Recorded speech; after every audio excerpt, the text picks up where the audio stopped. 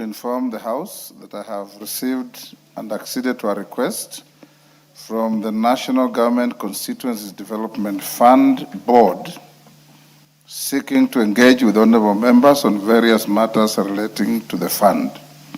I therefore invite all honorable members of the National Assembly to a Speaker's Kamkunji to be held tomorrow, Thursday, 30th July, 2026 at 10 a.m. in this chamber. The NGCDF board will appraise members on the following matters relating to the fund. Number one, the status of disbursement of funds and project implementation for the financial year 2025-2026 and preceding fiscal years. B, proposed ceilings for allocations for the financial year 2026-27. And 3, project identification for the financial year 2026-2027. So you are all welcome. Be seated by 10. We'll give it 1.5 hours, by which time we should be done. The second communication, members at the bar, take the nearest seats.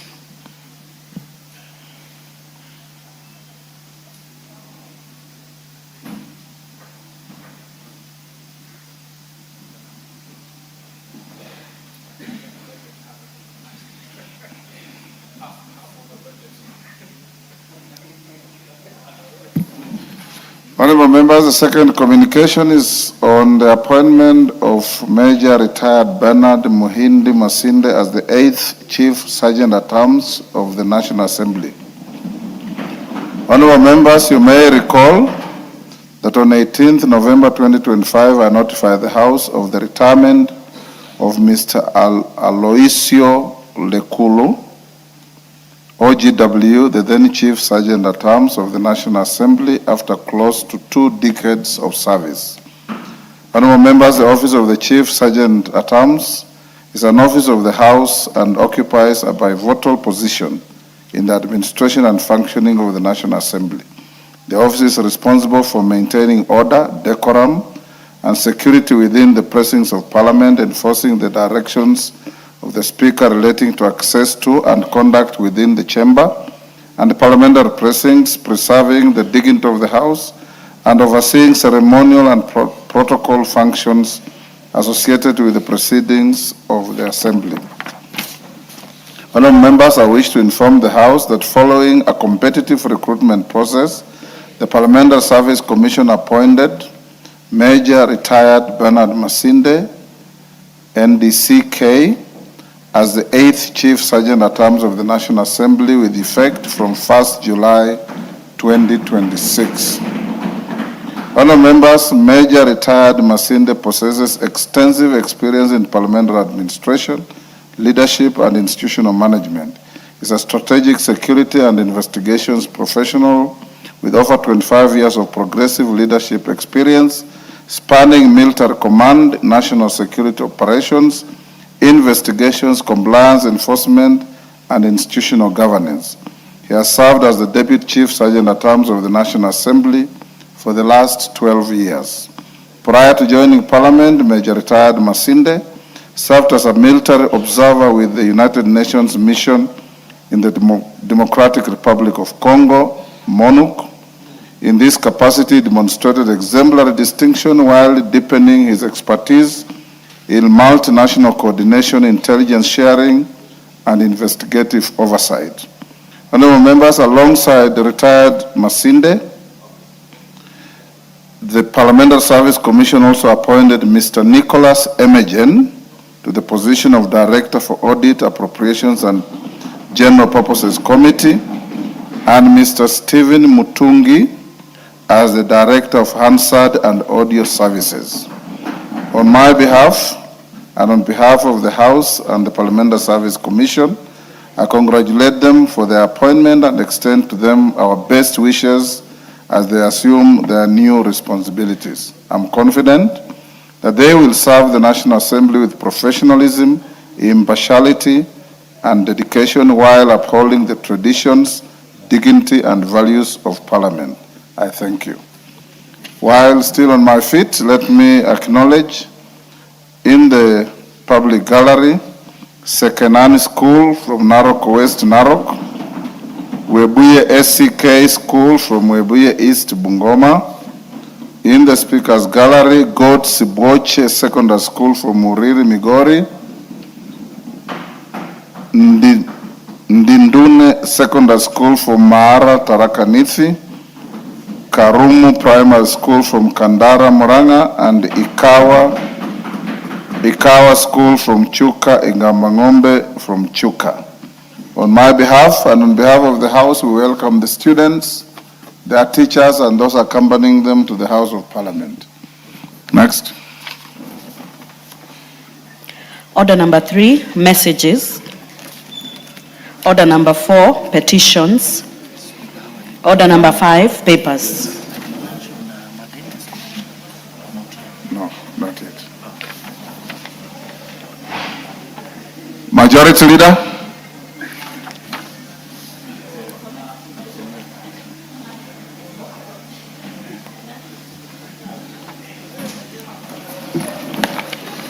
Member Faldai, you are the surrogate Majority Leader. It looks like, thank you. Go ahead.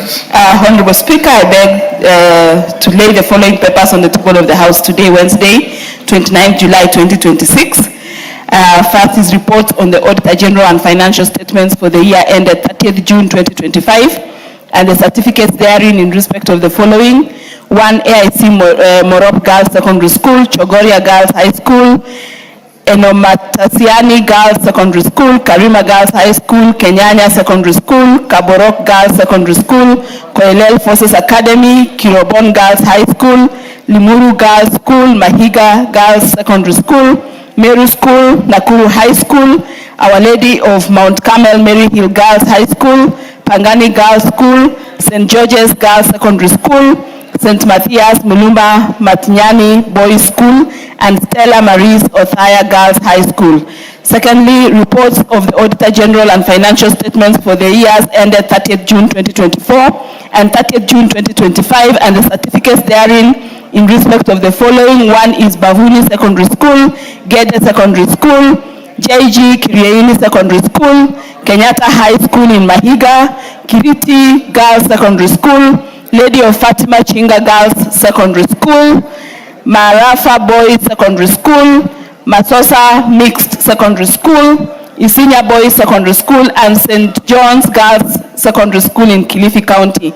And finally, reports of the Auditor General and financial statements for the year ended 30th June 2023, 30th June 2024, and 30th June 2025, and the certificates therein in respect of the following. 1, Kitwe Girls Secondary School, Kiari Secondary School, Kirangari Boys Secondary School, Mbakalo Friends Secondary School, Moi Girls High School Kamusinga, Molo Secondary School, Nduberi Girls Secondary School, and St. Francis Girls High School, Mangu. Thank you, Honorable Speaker.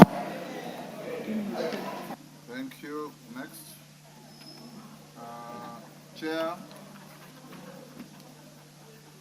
Chair, Budget and Appropriations, Honorable Atandi.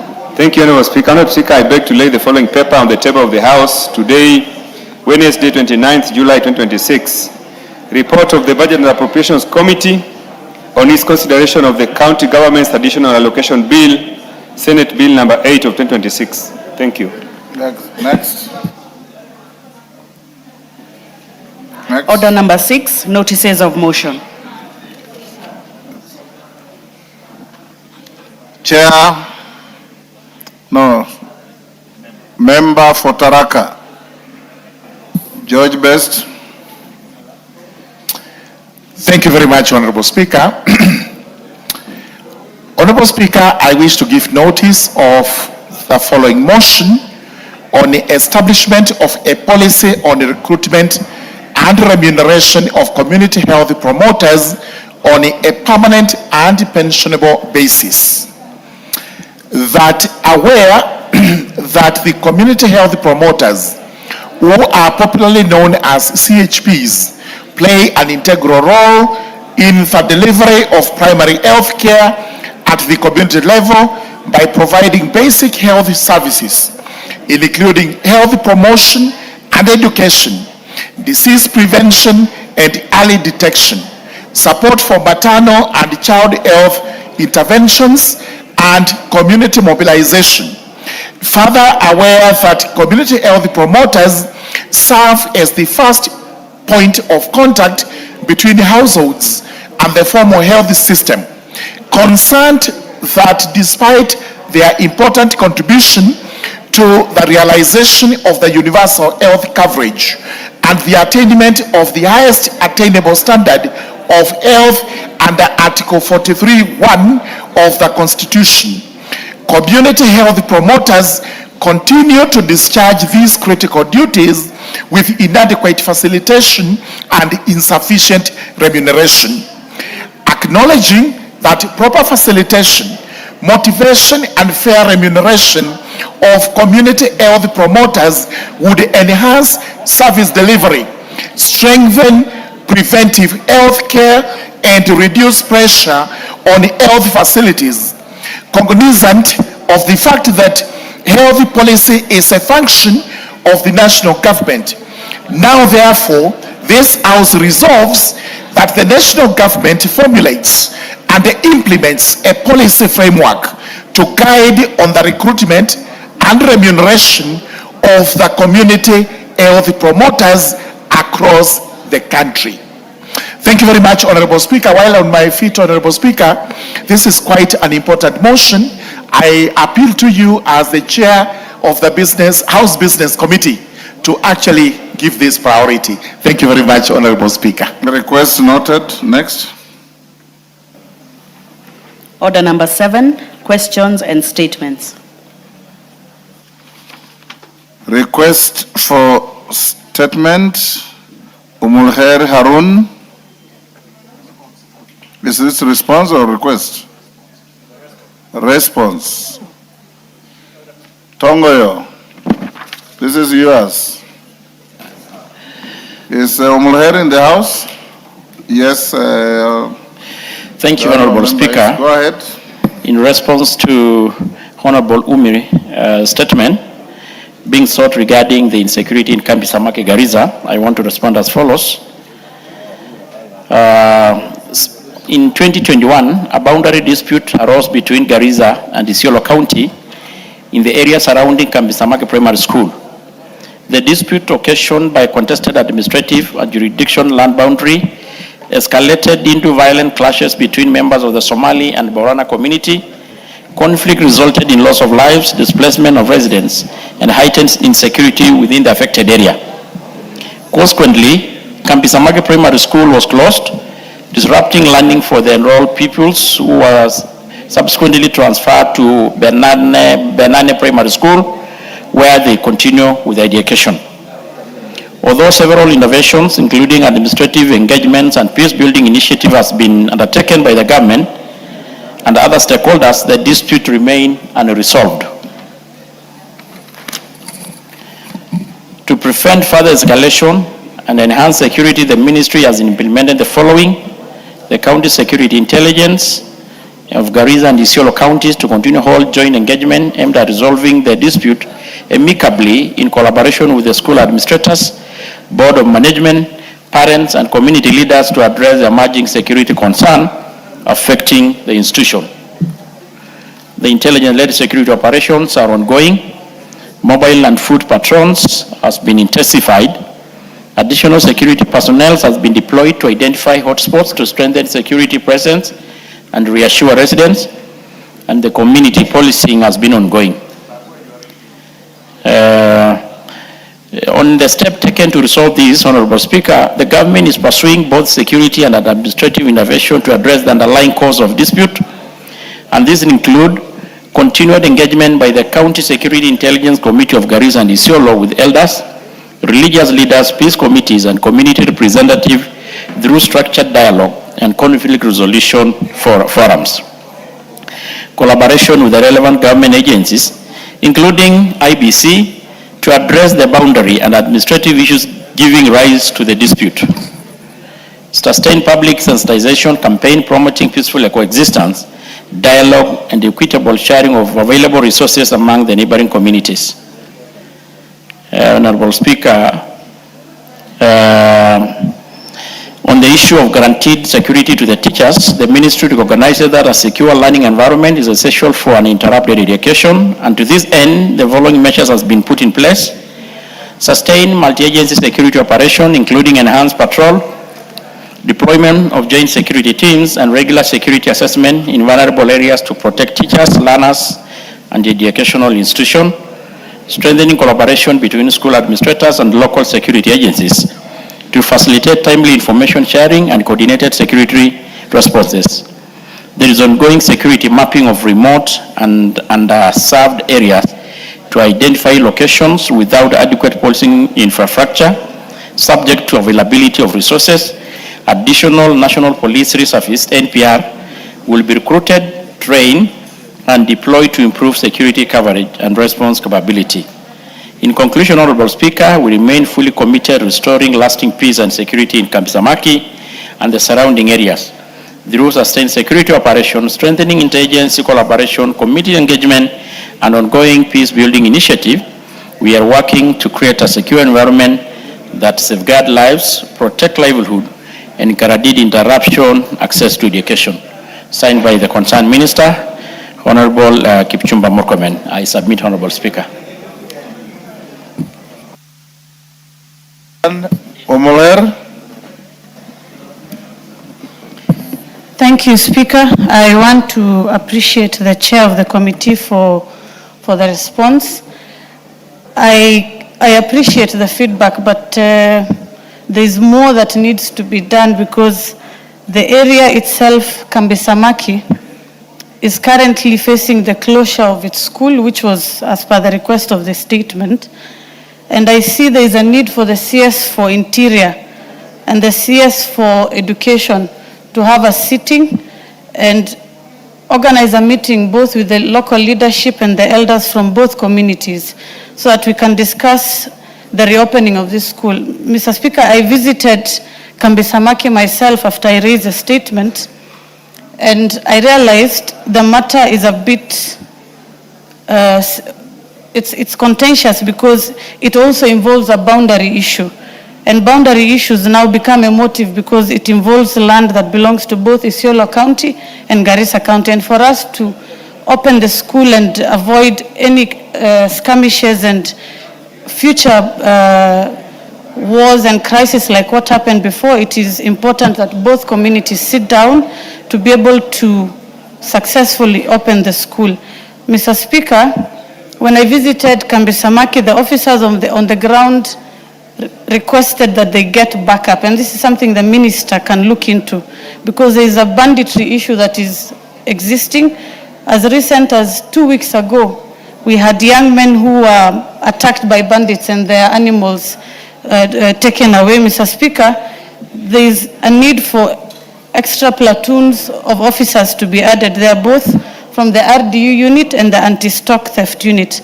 Mr. Speaker, these are things that need to be worked on jointly, and this is something I'll request through the chair and the Minister for Interior to look into so that we are able to look into the matter. The school itself needs to be opened, but it is also a bit of a thorny matter because it involves a boundary issue. As we speak, Kambisamaki Primary School is registered as a polling station under Garissa County. But it is also a matter of dispute with the community that neighbors as Isiolo County. As at now, we don't have any conflict, but to avoid future conflict, Mr. Speaker, we must address both the boundary issue and the security issue so that the school can be reopened. That is something I picked up after I visited the site in itself and communication that the elders had given us. And Mr. Speaker, currently there is no school in the area. The nearest school is 15 kilometers. Omoler, you are seeking clarification. You are making a No, speech. I am explaining what I realized after I raised a statement because I did a site visit, Mr. Speaker. It's a matter that cannot just involve not just the Minister for Interior, but also the Land Minister and the Minister for Education. If we look into this from a security issue, Mr. Speaker, it will open a lot of Pandora boxes, and we don't want what happened in 2021 to recur again. And for us to do that, we must address the needful. Thank you, Mr. Speaker. Yes, Professor Jaldeza. Thank you, Mr. Speaker, sir. I need to appeal to our brothers and sisters from Northeastern to avoid encroaching on Eastern Province. Because almost all the time, they encroach into other people's region, they cause conflict, and when things happen, they are the first one to make noise and rise and make noise. The Kambisamaki area you are saying around Garbatula, Isiolo South, is part of Isiolo County. Why do people from Garissa want to invade Isiolo? Order, Professor. You are total out of order. You are total out of order. You are members of the National Assembly of Kenya, and you can raise a question in relation to any part of this country. The only caution I give is, if you have an issue you want to raise in the House, falling within the fiscal jurisdiction of a colleague, courtesy requires that you inform them. But nothing stops the nominated MP from asking anything about Kambisamaki, whether in Isiolo or not. Tongoyo? Thank you, Honorable Speaker. In our own admission of the concerned member, she had admitted that this is a situation that goes beyond the mandate of Interior to include the Ministry of Education, Ministry of Lands, and even perhaps IBC. So, I wanted to have your attention, Speaker. But this is, Honorable Speaker, I think it needed more intervention, intergovernmental or interministerial approach, because the underlying cause of this is a boundary dispute, which is largely to do with the IBC, Ministry of Lands. So, Honorable Speaker, and the part of Interior, I think on the intervention being put in place to address the security issue, not just on Kambisamaki, but largely in Garissa. We know the situation is fluid, and the rest of the northern part of the country, the ministry is doing anything possible. But Honorable Speaker, because I think you submitted the interruption, this is something that needs more beyond the scope of Ministry of Interior. It's a cutting cross issue. We need the Ministry of Education, IBC, Lands. So maybe you need your indulgence, Honorable Speaker, on the best approach to this.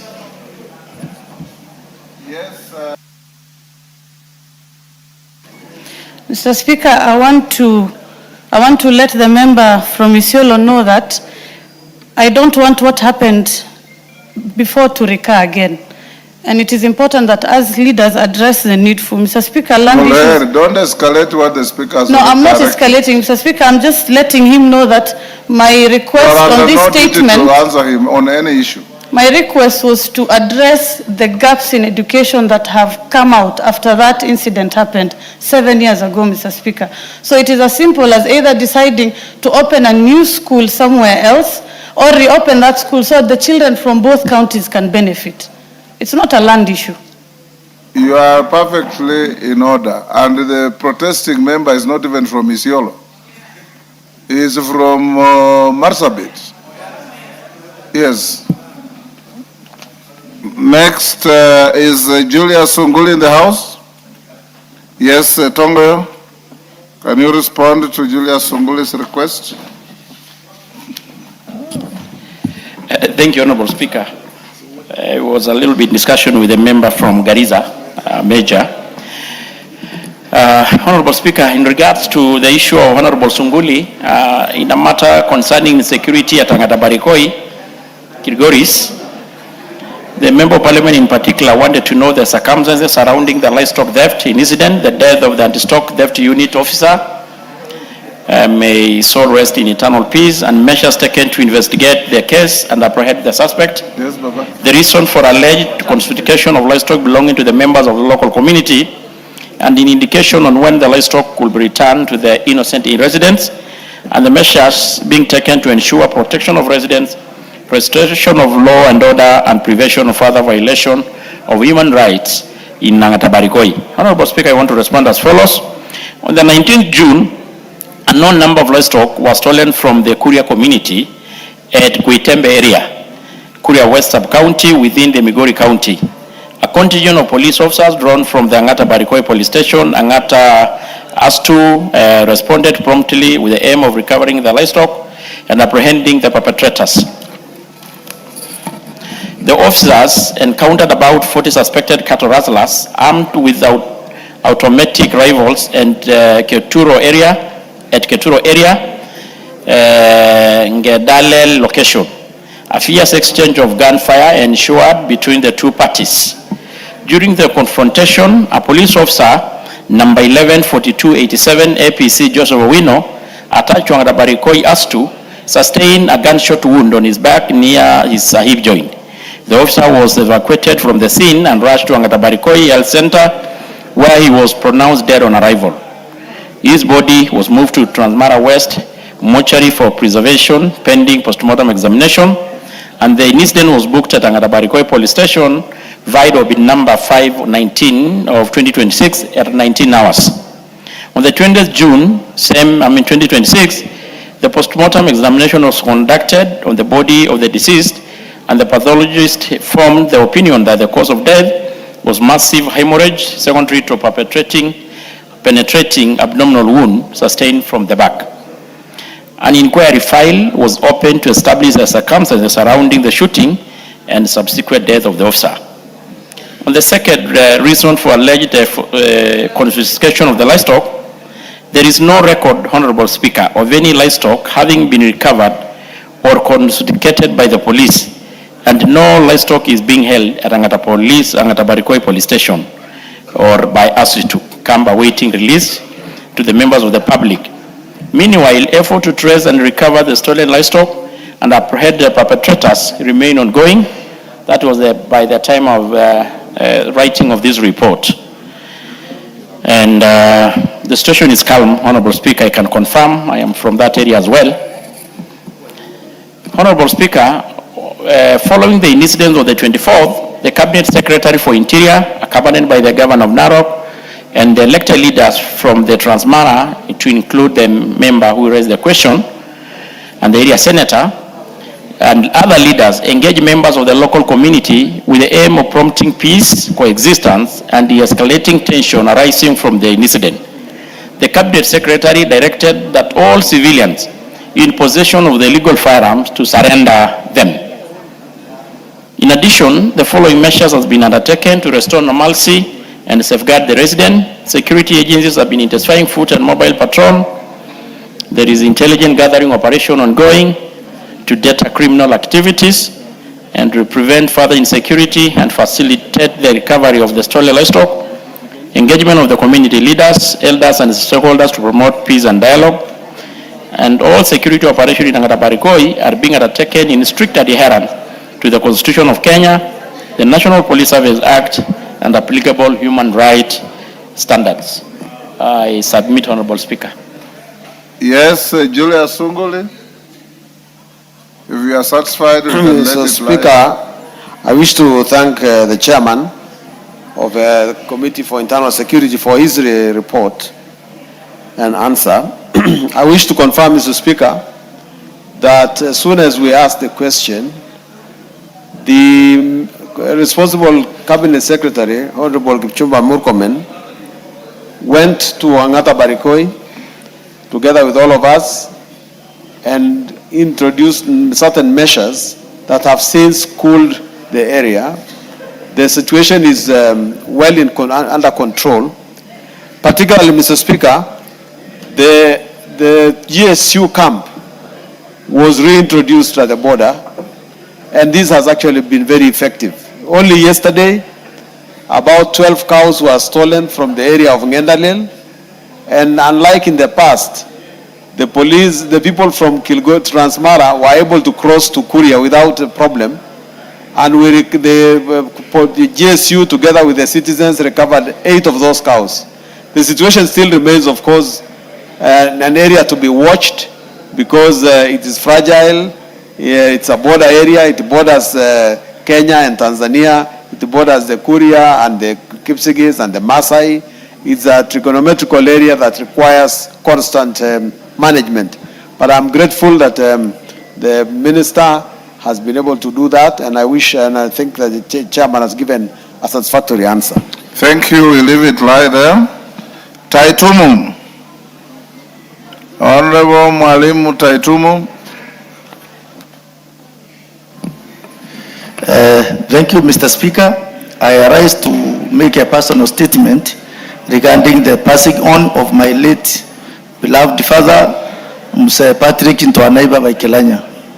Honorable Speaker, pursuant to the provisions of the Standing Order 44-2E, I arise to make a personal statement regarding the passing on of my late father, Mr. Patrick Ntwanaiba Baikelanya. Honorable Speaker, Mr. Patrick Baikelanya rested on 4th July 2026 after a glorious and well-lived life that was just 2 years to centenary. The death of my father leaves a void that no one can adequately capture. A father is a pillar, a compass, and a quiet strength behind a son's every step. Irrespective of the son's age, at the time of the demise of my father, without doubt, the news of his passing on overcame our family with immense grief. To us, it was an end of an era. Yet, the messages of condolences that poured from every corner of this country, led by His Excellency the President, Dr. William Ruto, CGH, the Deputy President, His Excellency Professor Kithure Kindiki, NGH, the Speaker of this Honorable House, Right Honorable Dr. Moses Masika Wetangula, NGH MP, and various members of this Honorable House gave us the strength to accept the Ngol's will and accord Mzee a befitting send-off in honor of his life and legacy.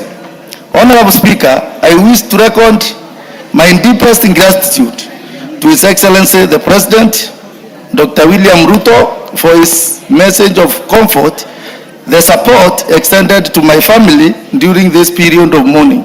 I am profoundly honored by the President's humility to have created time out of his busy schedule of the national duty to grace the funeral of my late father in Igembe North on the 11th July 2026. This gesture reaffirmed the President's firm belief in the values of compassion and solidarity that defines his leadership. I equally extend my heartfelt gratitude to you, Honorable Speaker, for the messages of condolence and the support that you accorded our family. The House leadership and my colleagues, members in this House, for personally reaching out and condoling with us both here in Nairobi and at our rural home in Igembe North. I am also grateful to the people of Igembe North, the community leaders, the church, the bonda operators, the traders, the farmers, and the youth who rallied around my family with the prayers, moral support, and material contributions to ensure my father was given a dignified send-off. To the Kilanji who ministered to us and to the elders who guided the rites according to our customs, I say thank you and God bless you. On behalf of the family of the late Mr. Patrick Ntwanaiba Baikelanya, I echoed our deepest gratitude and pray that his soul finds eternal peace in heaven. I thank you, Honorable Speaker. Thank you, Honorable Taitumo. May Mzee's soul rest in eternal peace, and may your family have peace at this time. Honorable members, I acknowledge in the Speaker's gallery Uhuru Estate School from Embakasi, West Nairobi, Kakawa Primary and Junior Schools from Mbere North, Mbere South, Embu,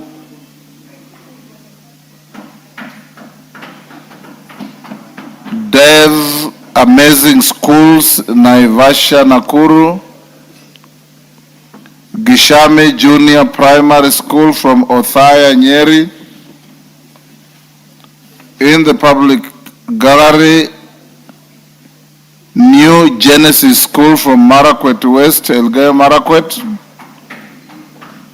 Mekorani Primary School from Mahara, Tharaka Nithi. Bright Star Chebulbai from Marakwet West, Elgeyo Marakwet. On my behalf and on behalf of the House, we welcome the students, their teachers, and those accompanying them to the House of Parliament. Major Deko, member for Garissa Town. Thank you, Honorable Speaker. Honorable Speaker, I rise to remind you or to remind the House that about 2 months ago I requested for a statement and which was brought to the answer was brought to the House regarding a police officer, Adan Haret Loss, who went missing for the last 3 years or so. Chairman, Tongoyo, that reminder is directed at you. Yes, and you promised that the chair of the Committee of Internal Security was to avail the Cabinet Secretary to a committee meeting so that we raise the issue. It's important to note, Honorable Speaker, that the answer that was provided here was not read on the floor of the House after consultation with the chair and myself and yourself, that it was not adequate. So the minister was supposed to appear in a committee meeting so that we address those issues. Up to now, we have no response from the chair. When is the minister appearing before your committee? Honorable Speaker, if you may recall, when we were just about to break for recess, I did report to this House that the minister could not appear because he was attending a cabinet meeting. And to that effect, we have written again today a letter to ask him to appear next week but one. Okay. And Honorable Speaker, it's not just his question or statement rather. There were quite a number, more about 13 or so. So I call upon the colleague to be a bit patient because we are trying to do anything possible to ensure that the minister will appear and we transact all these before the plenary of committee. When is your next appearance? It's a Thursday, next week. Thursday after next week? Exactly. We are trying to avoid Tuesday so that he does not get excuses or other is probably of cabinets. So, Deco? We have got equally a big pressure. And make sure you inform the honorable member accordingly. Yes. Next order. Yes, hold on. Honorable Emathe. Yes, Honorable Emathe. Give him the mic.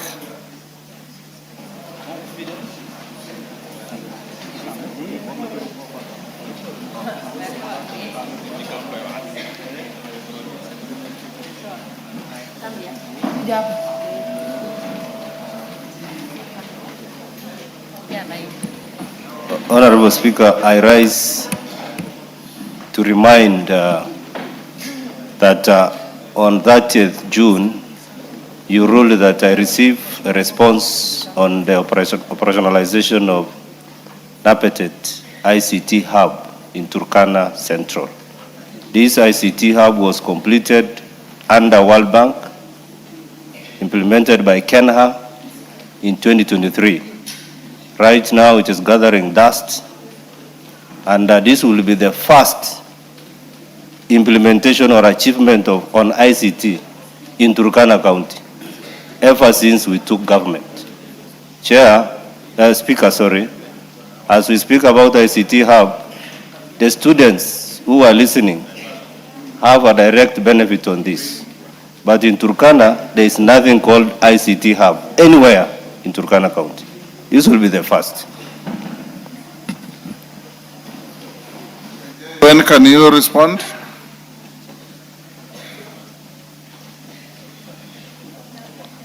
Give to KJ the mic.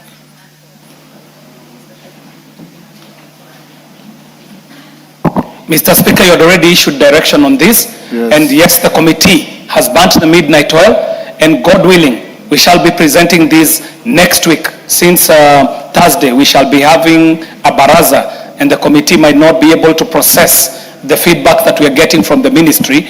And Mr. Speaker, it is only just a slight correction that in the whole plan of the digital superhighway, Turkana is one of the biggest beneficiaries with the connection of the fiber optic cable that connects our republic to the South Sudan Republic.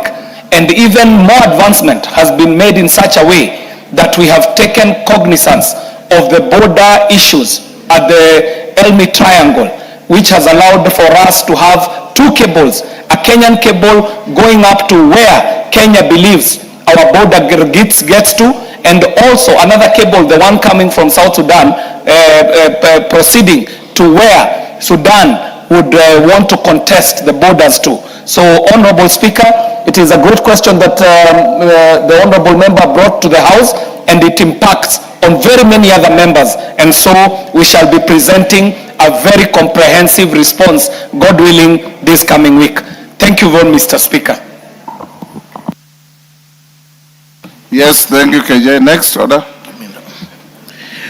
Order number 8, motion, consideration of a petition on the management of hemophilia and other bleeding disorders. Okay. Question to be put.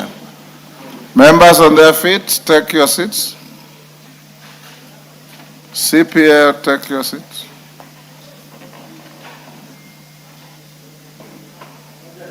Is that Mutunga or Robert Mui or Wanjala? Take your seats. Thank you. Honorable members, I'll now put the question at order number 8, which is that this House adopts the report of the Departmental Committee on Health on its consideration of the public petition number 01 of 2026 regarding management of hemophilia and other bleeding disorders among patients and children in the country, laid on the table of the House on Tuesday, 23rd June 2026. As members of that opinion say aye. Will those of the contrary opinion say nay? The ayes have it. Order number 9, the County Assembly Services Amendment Bill, Senate Bill number 34 of 2023, second reading. Chairperson, Departmental Committee on Labor. Is that Karemba? No. Who is the chair? Ken Chonga, where is he?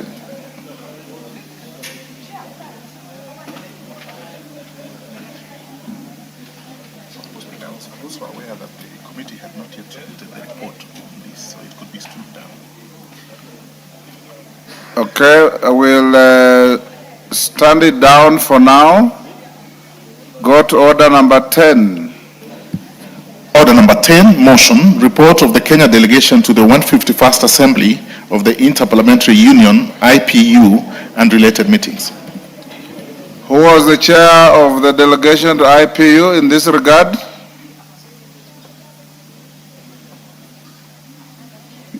Who is it? Irene Mayaka, is it you? No. Mili Mabona? Mili Odhiambo is not here. Go to next order. Order number 11, the Sports Amendment Bill, National Assembly Bill number 5 of 2026, second reading. Irene Mayaka, are you ready to move this bill?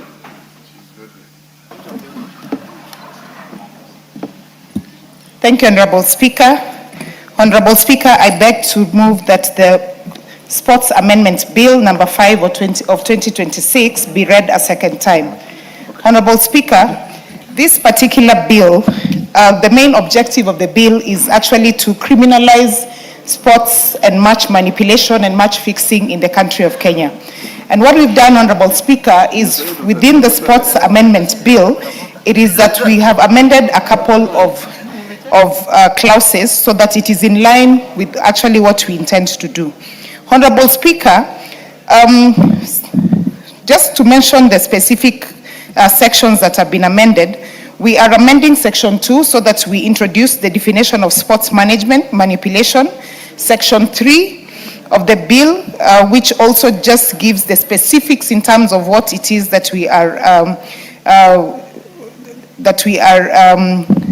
introducing and amending, and the manipulation of sports. Section 5, which also introduces the specifics in terms of the fines that will be charged. Honorable Speaker, just to give a background of this particular bill is the legislative intent of this. Because, Honorable Speaker, we have had scenarios of match fixing, criminal offenses within the sports fraternity, but we do not have any specific laws that actually criminalize these particular vices. So for that reason, Honorable Speaker, and having looked at the various laws we have from other countries, and also the different regulations from the different federations that we have across the whole world, I thought it fit that we also have this in Kenya. Because, Honorable Speaker, sports integrity is very important for our country. It's very important because we are seeking to nurture sports and talent in this country of ours, but also we want to make sure that the young people, the talented people in the country, are not being injured by people who are only there to manipulate the system so that it actually favors them. Honorable Speaker, we have had very many feedback from the public in terms of public participation of what they think about this particular bill. And I know the sports committee will be represented so that they can give us the feedback that we've received. But Honorable Speaker, just to thank the public for the overwhelming support for this particular piece of legislation. The background of this, Honorable Speaker, is foundation of sports. Sports is based on fairness, transparency, and public confidence. Integrity is currently at risk. And increasing reports globally and locally indicate growing attempts to improperly influence sporting outcome. Market pressure as well has also brought a lot of risk into the game. National interests, Honorable Speaker, this is also to protect the integrity of athletics, clubs, funds, and sponsors as well. Honorable Speaker, the legal context and the existing gaps. Regulatory deficit, if you look at the current Sports Act Cap 223, it does not contain any explicit provisions to criminalize sports manipulation.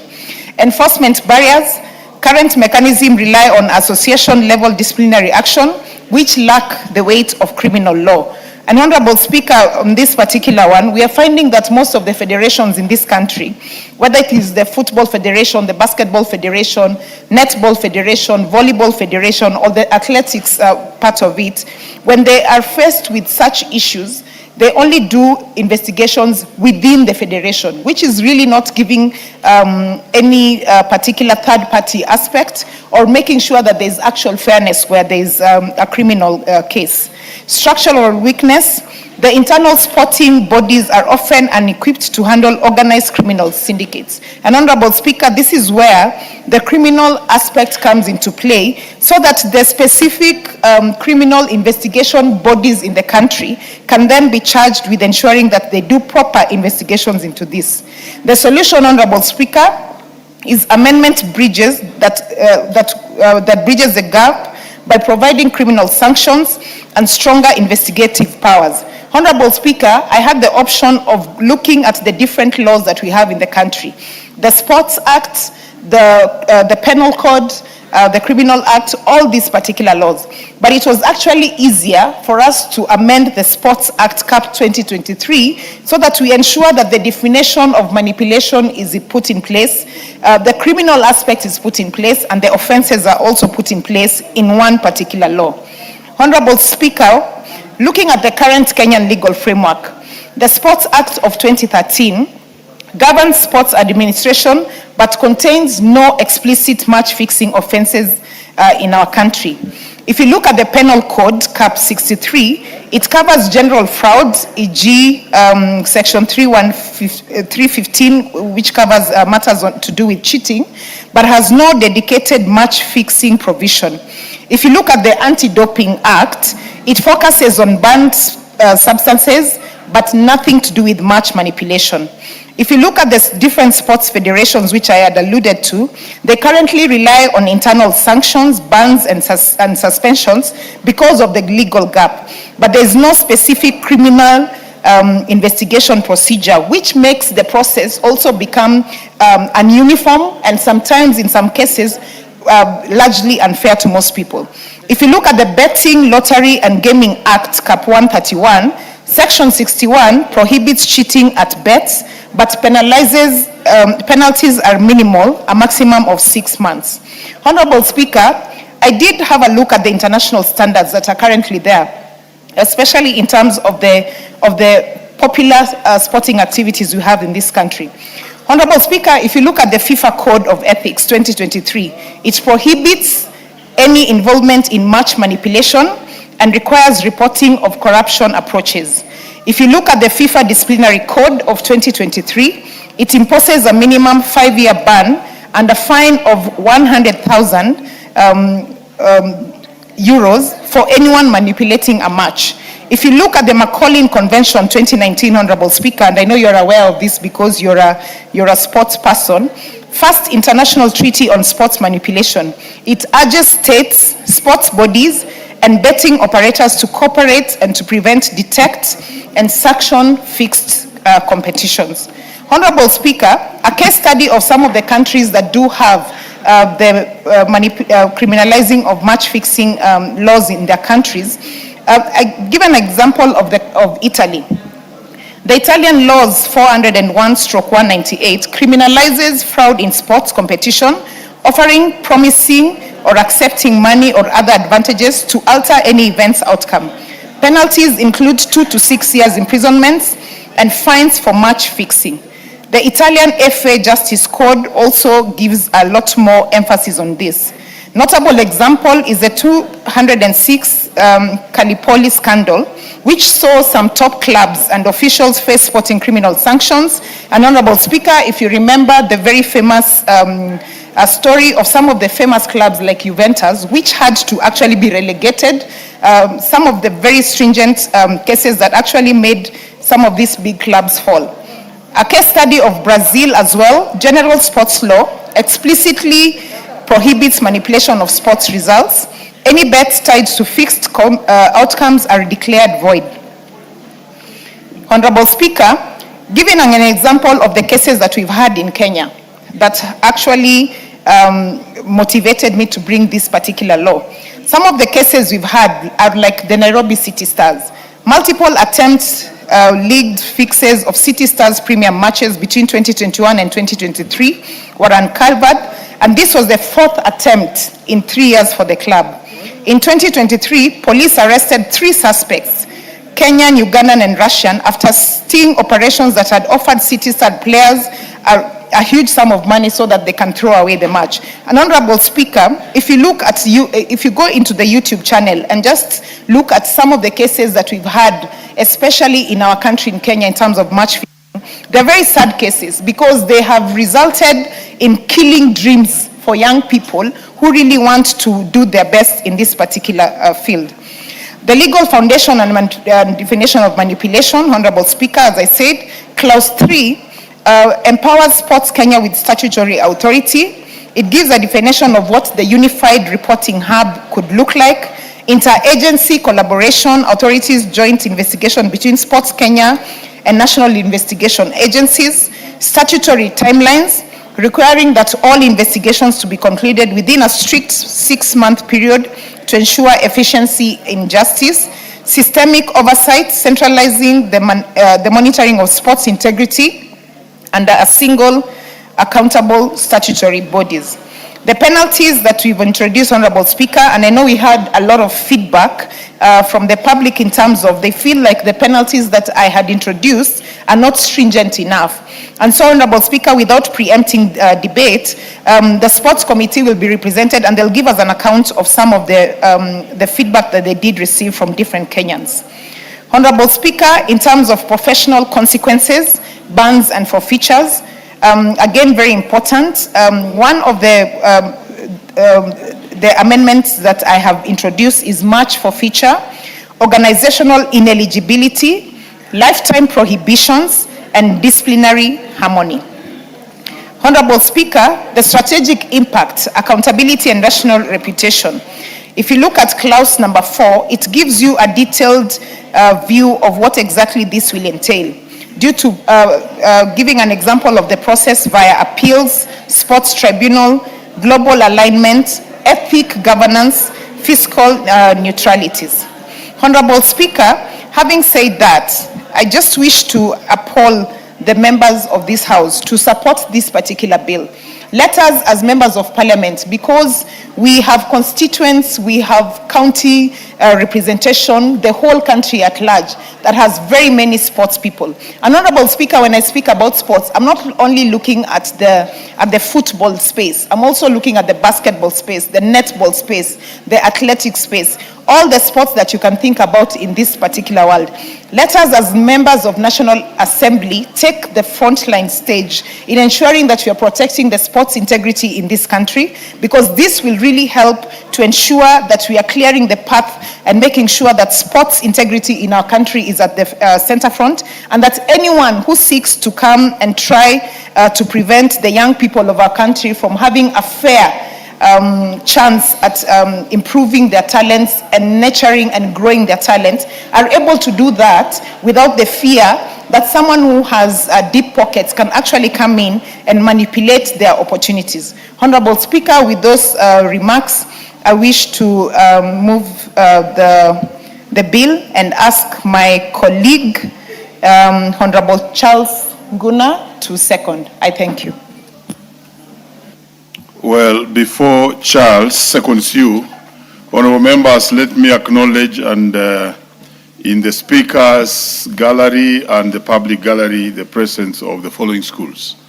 Kamasai School of Marakwet West Constituency, Elgeyo Marakwet County.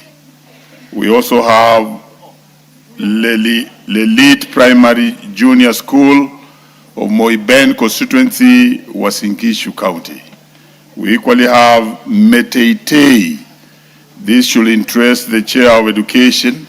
Meteitei Second School of Tindret Constituency, Nandi County. Honorable members, we further have the two following schools.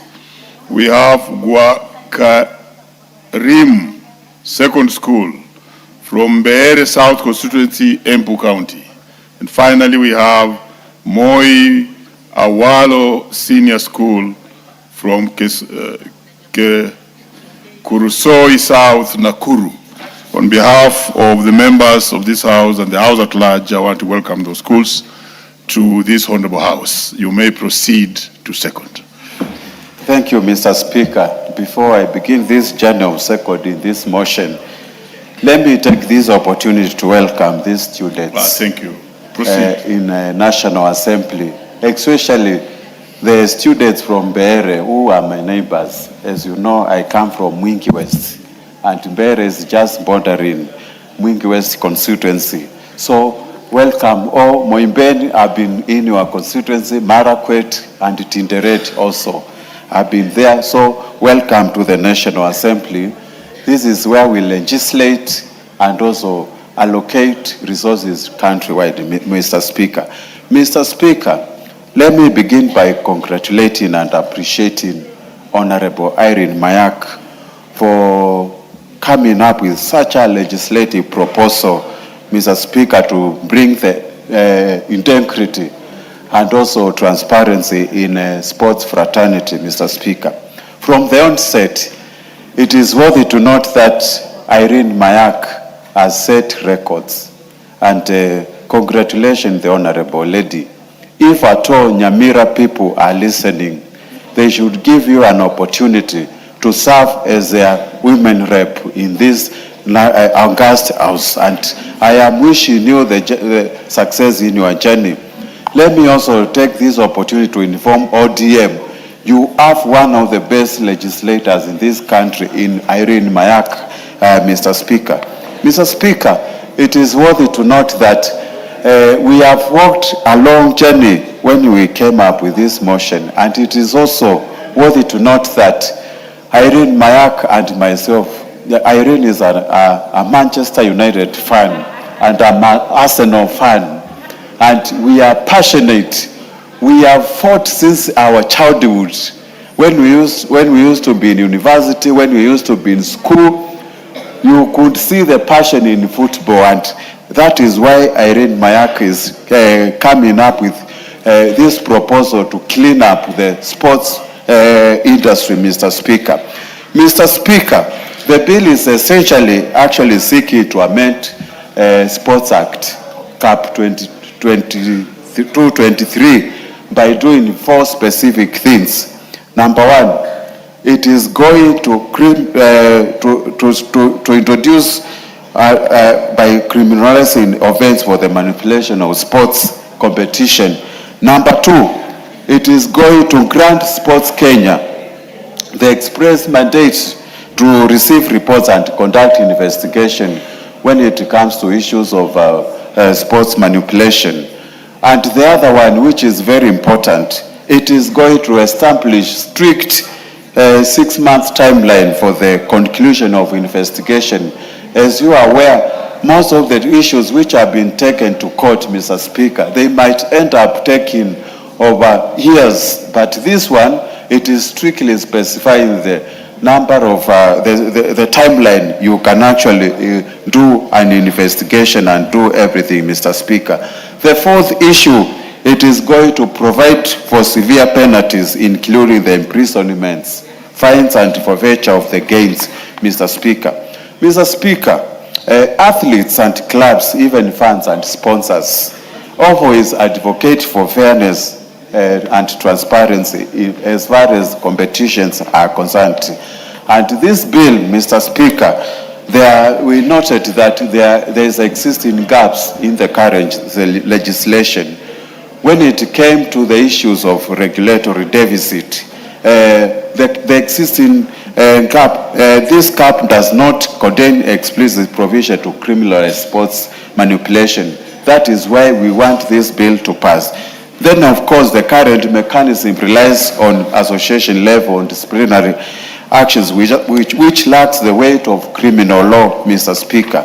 And if you look at the current situation, of course, Sports Act 2013 governs sports administration, but does not explicitly explain the issues of match fixing offenses in our nation. Mr. Speaker, the penal code, which is Cap 63, covers general fraud like cheating, which is, but has no dedicated match fixing provision. And that is why we want some of these issues to be addressed in this bill.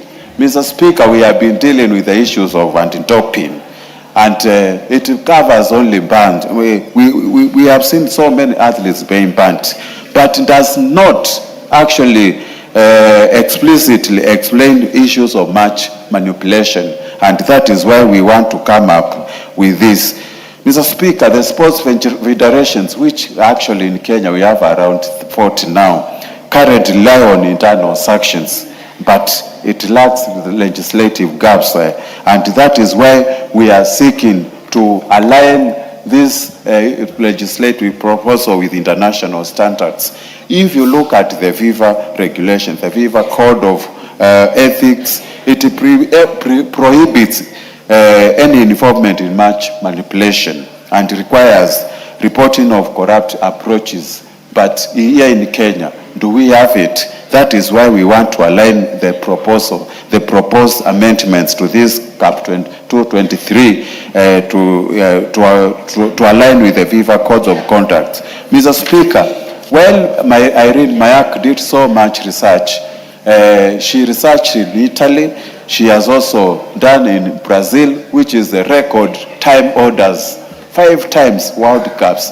And congratulations to Spain for winning the recent World Cup. It actually, in Brazil, any involvement with match manipulation amounts to 2 or 6 years in prison.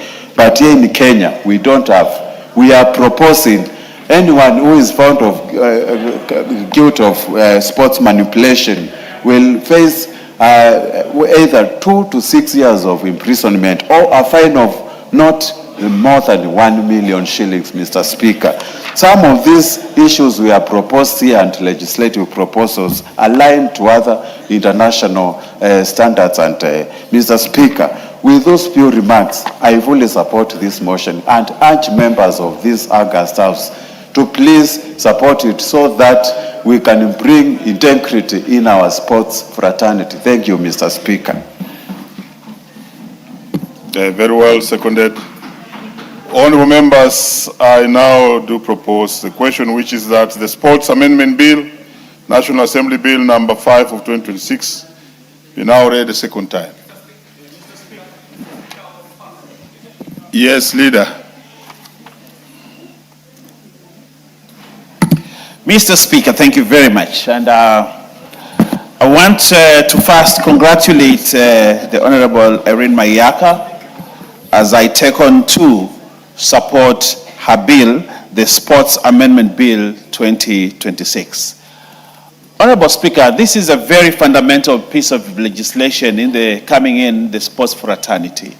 Mr. Speaker, this piece of legislation will revolutionize how sports administration, how sportsmen, how teams, how sports administrators behave in the space within which they are operating. Honorable Speaker, if you will be interested to know, if you look at this act, Honorable Speaker, the principal act is amended in section 4 by inserting new paragraphs, Honorable Speaker, and giving more powers to Sports Kenya.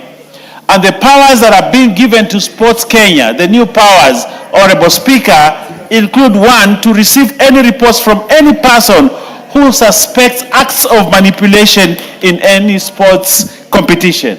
That is one. The second important fundamental function that is now being given to Sports Kenya, Honorable Speaker, is to conduct investigation of alleged manipulation in sports competition in collaboration with other investigative agencies.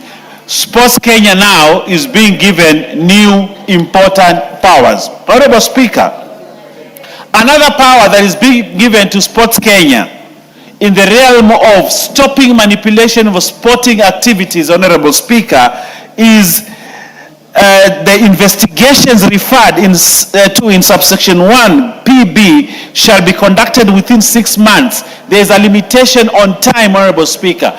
Cases have dragged in court for many years, Honorable Speaker, over these situations. But now, Honorable Irene Mayaka, in her graciousness, has said we must do it within 6 months, Honorable Speaker.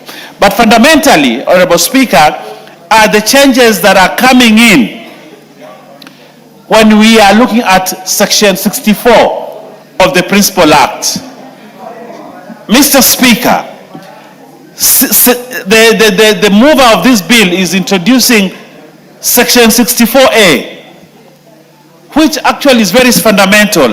A person who participates directly or indirectly or aids, enables or assists in the manipulation of a sports competition commits an offense and shall be liable on conviction to imprisonment for a term not exceeding 1 year or to a fine not exceeding 1 million.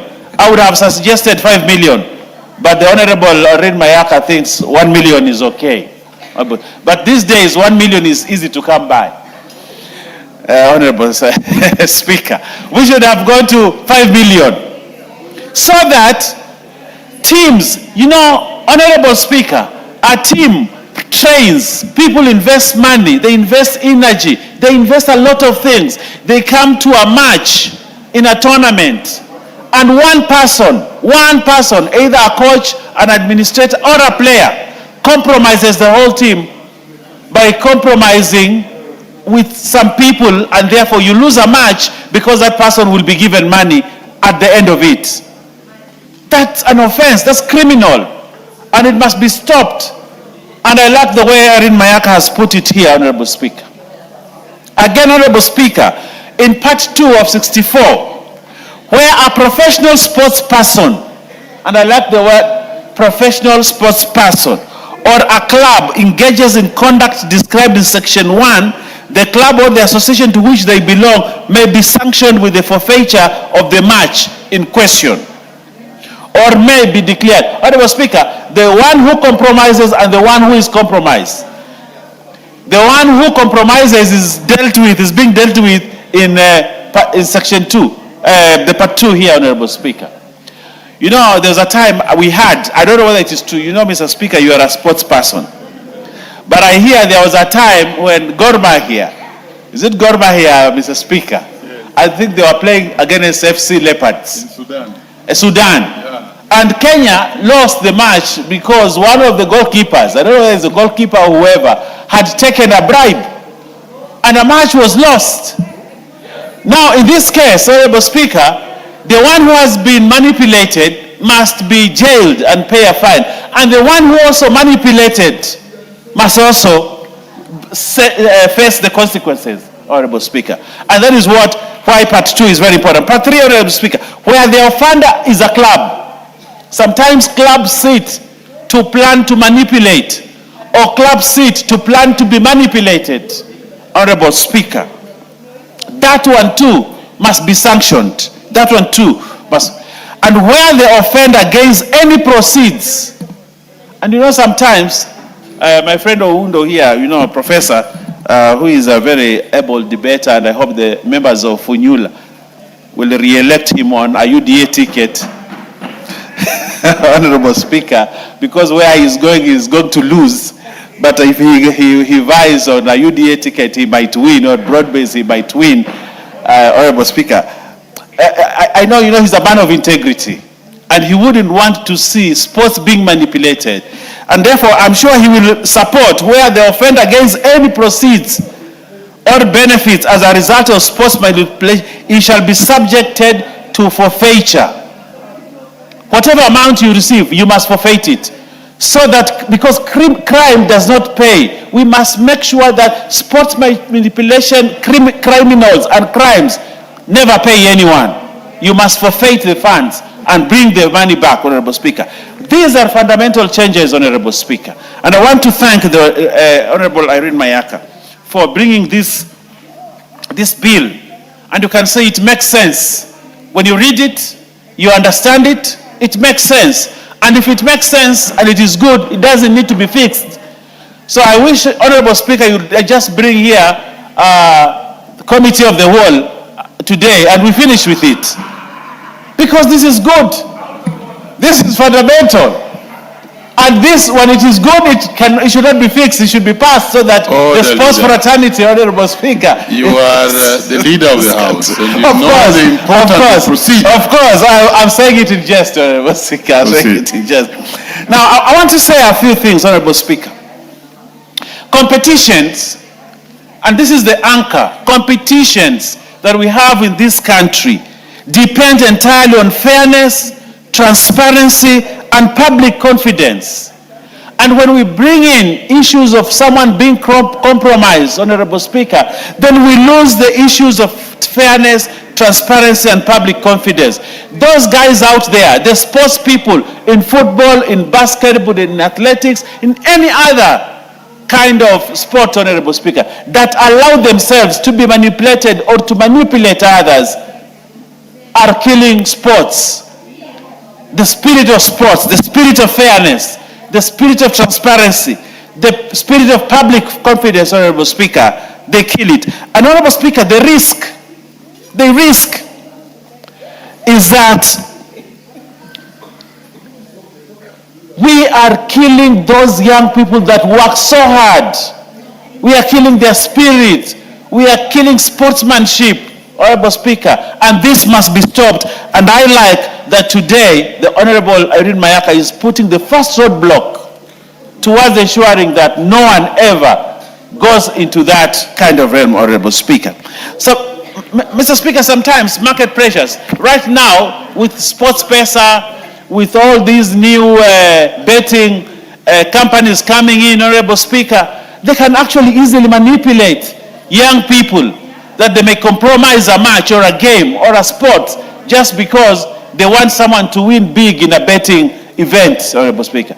And this law actually comes at such a good time. Honorable Speaker, you know I'm on fire. And please don't switch on the microphone for me. So, Honorable Speaker, Leader, it is very... please wind up. It is very important, Honorable Speaker, that we bring integrity into sports.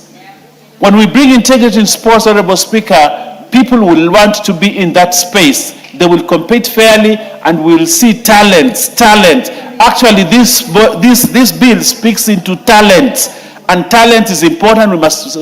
Honorable Speaker, when I see a beautiful stadium, like the stadium called Telanta, or the Raila Odinga International Stadium, when I see that, Honorable, when I see the stadium that is being built in Kilifi, when I see this government investing in stadiums all over, including in Ukambani, where my friend, the ranking, almost ranking member, Macau, comes from. I see a stadium there, Ithokwe. It's called Ithokwe. What is the name of that stadium? When I see stadiums being built, I see this country is investing in sports. It is investing in talent. It is investing in young people. And because of that, we have to protect sportsmen, young sportsmen and young sports ladies, Honorable Speaker, out there to make sure that we bring integrity into sports and we allow people to thrive in sports. With those many remarks, Honorable Speaker, I support this bill and I want to thank and congratulate.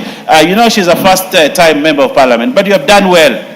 Irene Mayaka, you've done extremely well. I have seen several bills that have come from you, and I think you are a blessing. And those that vote for you, I want to ask them, from the floor of this hallowed parliament, vote for Irene Mayaka for whichever position she requests. We need her in this house. I thank you, Honorable Speaker. Very well. Before the next member speaks to this, allow me to acknowledge in the presence of the Speaker's Gallery and equally public gallery the following schools. We have Turisho Junior School from Narok West, Narok County. We also have Akiba School from Westlands constituency, Nairobi. We equally have Wiyu Mirire Comprehensive School from Laikipia East constituency, Laikipia County. On behalf of the members and this house, we welcome you to Parliament. Let's have Wilberforce Oundo to speak to this. Thank you, Honorable Speaker. Also, let me join my colleagues in supporting the bill that has been presented by Irene Mayaka, a strong lady of the ODM party. And let me also put on notice minority whip, majority whip, that I know he has coveted me for so many years, but you tawe. Tawe kabisa. Honorable Speaker, let me echo the opening remarks by Irene Mayaka that sports should be free, fair and accountable. That a team or a sportsman should win in a fair, transparent manner without any form of manipulation or undue advantage. That is the beauty of the sport. Sport, Honorable Speaker, is a talent, and at any given time, anybody should be allowed to express their talent without being conditioned, without being, manipulated. Honorable Speaker, I have been an ardent football fan.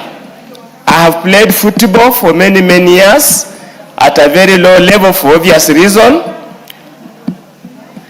And at any given time, losing a match where you felt you had lost unfairly was very devastating, and it can hurt emotions. And it can hurt spirits, and it can hurt very many things. And in very many cases, Honorable Speaker, where I come from, a match between two rival teams never ends in peace, because no team ever accepts it has lost a match. There must always be a fight.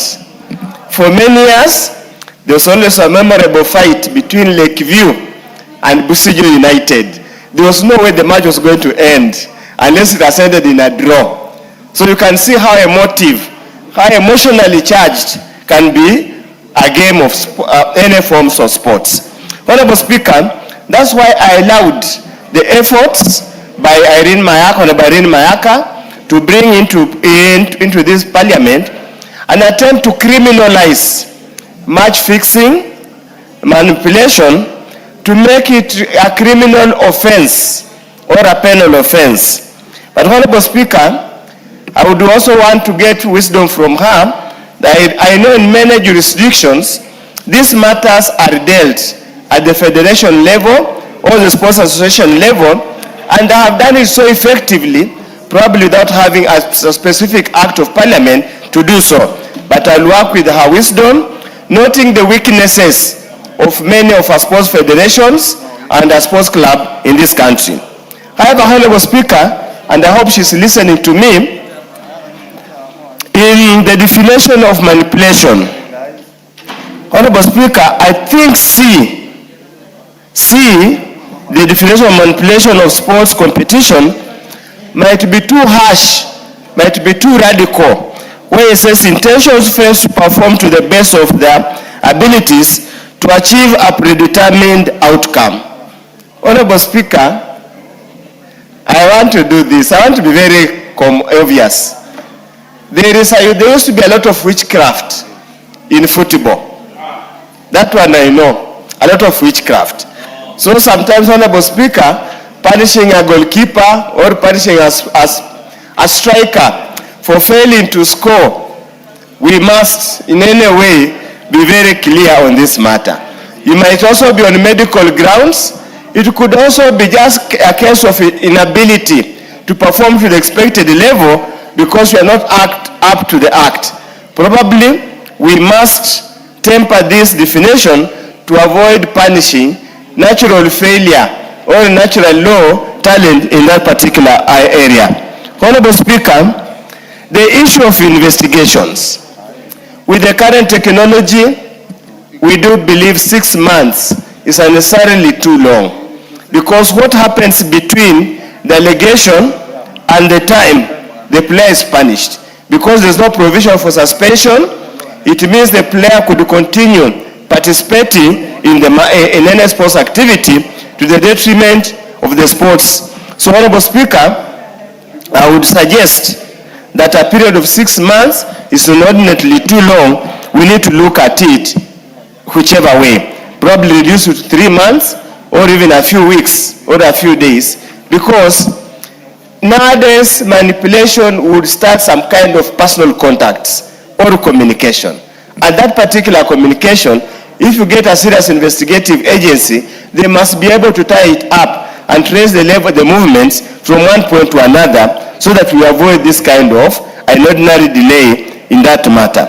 Honorable Speaker, the fines proposed under New Clause 64A, yes, they might be reasonable, but again, yes, we want to criminalize, but we need to not make it extremely too punitive.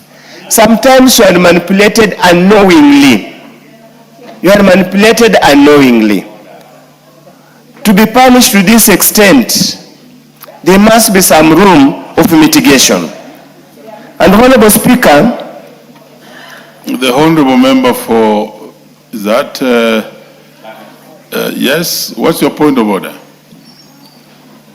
Yes, Jalango. Jalas, yes. Thank you, Mr. Speaker. I hear Dr. Oundo saying that the proposed fines are very lenient. They should be very punitive,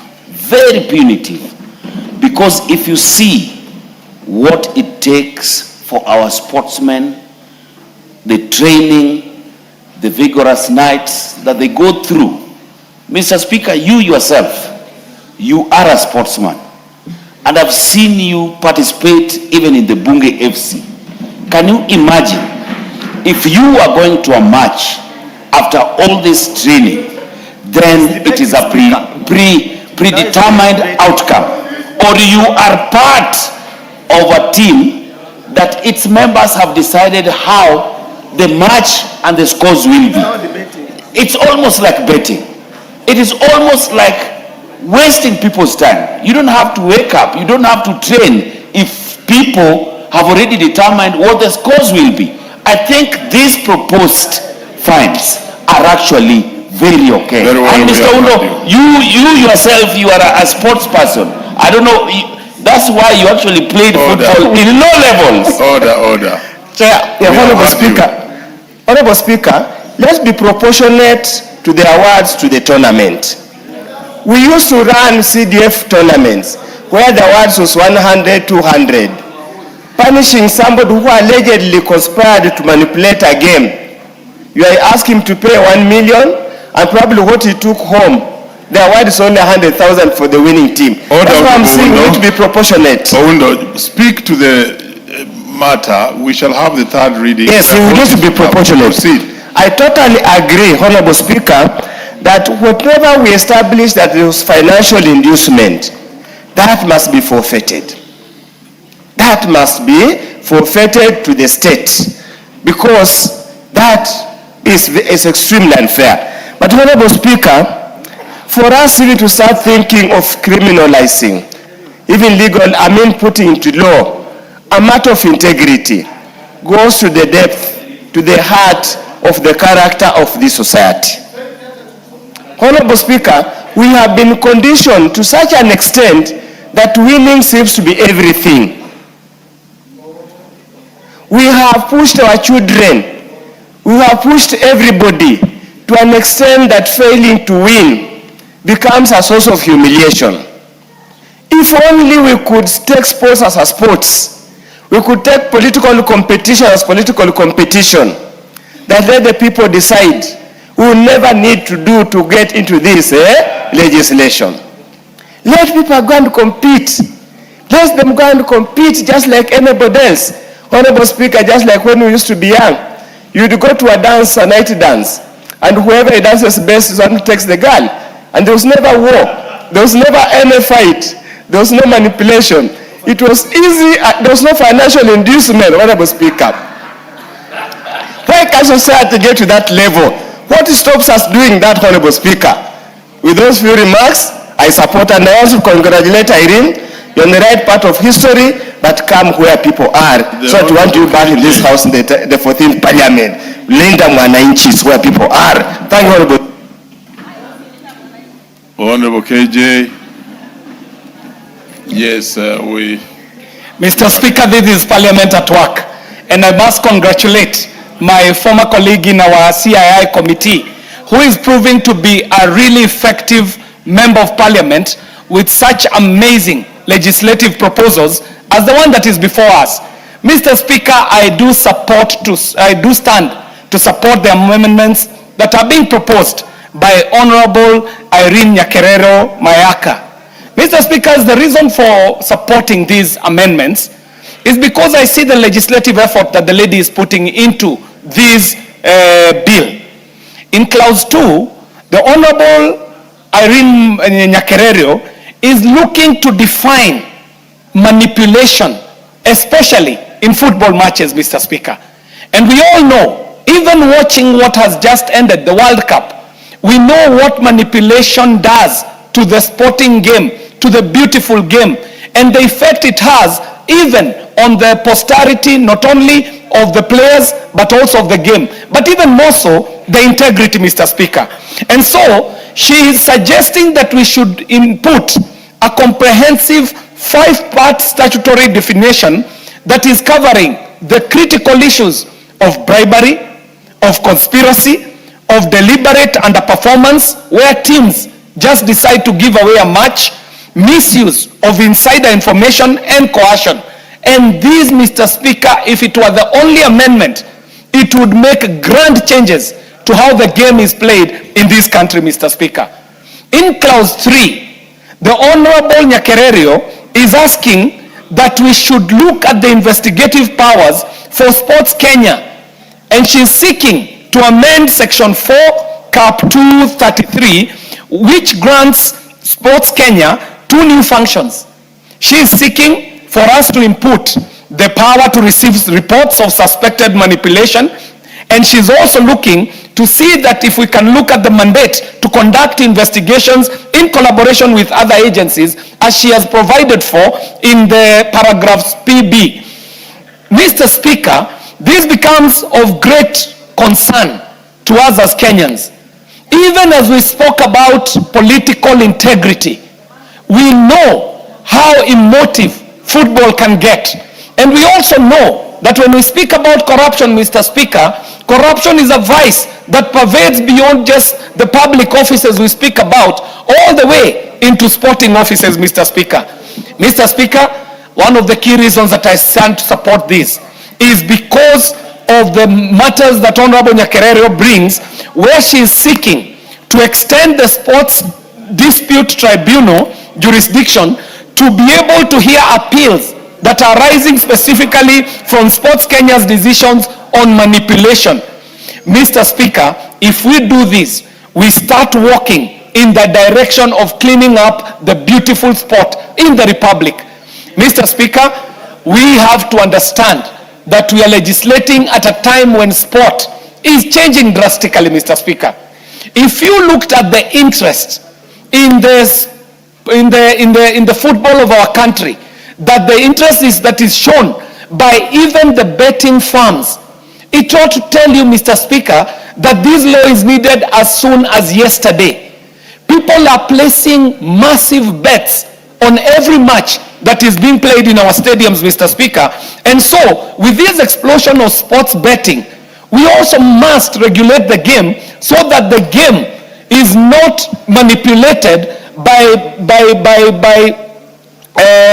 these people who are in the betting, Mr. Speaker, where we get a case of the tail wagging the dog, where we would want for the dog to be wagging the tail. Mr. Speaker, sports betting becomes a big component of sport globally. But in Kenya, Mr. Speaker, if you were to look at the monies that are in sports betting in our country today, then you would see the reason why it is important for us to institute these changes that Honorable Nyakererio is asking us to do. Mr. Speaker, in clause 5, Honorable Nyakererio is looking to work on the enforcement.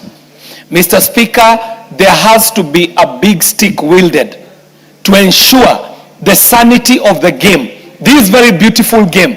And it becomes even more important, Mr. Speaker, as Kenya seeks to host international derbies and tournaments. Mr. Speaker, not too far away from where I live, not too far away from our constituency. In fact, it is across the road. In Honorable Jalango's constituency, there is a new massive sports establishment coming up in the name of the Raila Odinga Talanta Stadium, Mr. Speaker. And you can imagine the sporting business that comes about with the improvement of stadia and the improvement of sporting facilities across the country. Not less, Mr. Speaker, the very new stadia that are being built around the country. Mr. Speaker, this parliament is also on record working with the youth fund to institute another level of sporting stadia across the Republic, Mr. Speaker, beyond the stadiums that are being built by the national government. This is telling us something, Mr. Speaker, that this parliament has to be alive to the fact that by acting on the sports legislation and laws, we are not only speaking to sport, we are speaking to the livelihood of the people that we represent. This goes beyond football. It goes beyond sports. It goes even into the economy of this country, Mr. Speaker, because we who are in Gando Ward are looking forward to the tournaments that are coming at the end of the year. In fact, there are people in Gando Ward who are already clearing their houses to be able to host spectators who shall be coming for the continental tournaments that will be happening at Talanta Stadium and other stadia in this republic towards the end of the year. Mr. Speaker, I am looking forward to the committee of the whole house so that we would be able to polish some of these recommendations that Honorable Irene Mayaka is proposing, to fine-tune them to a level where we bring our sport to the level where we would want Kenya to be as a leader globally, because, Mr. Speaker, we are reminded very well that it never matters even how many medals we win in athletics. And our athletes are doing great work, especially our middle distance and long distance athletes. They are winning gold medals across the world. However, football remains the sport of our country. In every sense of the word, football is our national sport as a Republic of Kenya, Mr. Speaker. And I am coming from a constituency that has produced national stars in football. We are creating stars that go beyond our borders, Mr. Speaker. When we talk about the Dennis Olieches of this world, when we talk about the Marigas of this world, when we talk about the leagues that are playing in the Goreti South constituency, up to and including the tournaments that I was hosting, this last weekend and the previous weekend, where we were able to beat some teams from Jalango's constituency, but unfortunately, Mr. Speaker, Jalango ran away with the cup, even when he was playing in our home soil, Mr. Speaker. And this speaks to sport development and the role of the leaders, especially members of parliament. And we are doing this at a time when we know, Mr. Speaker, that NGCDF can no longer be able to fund our sports tournament in the constituency, Mr. Speaker. And so I shall end by saying that because the Constitution devolved sporting and sports promotion to our county governments, we must call upon our governors to take up sports as seriously as they should.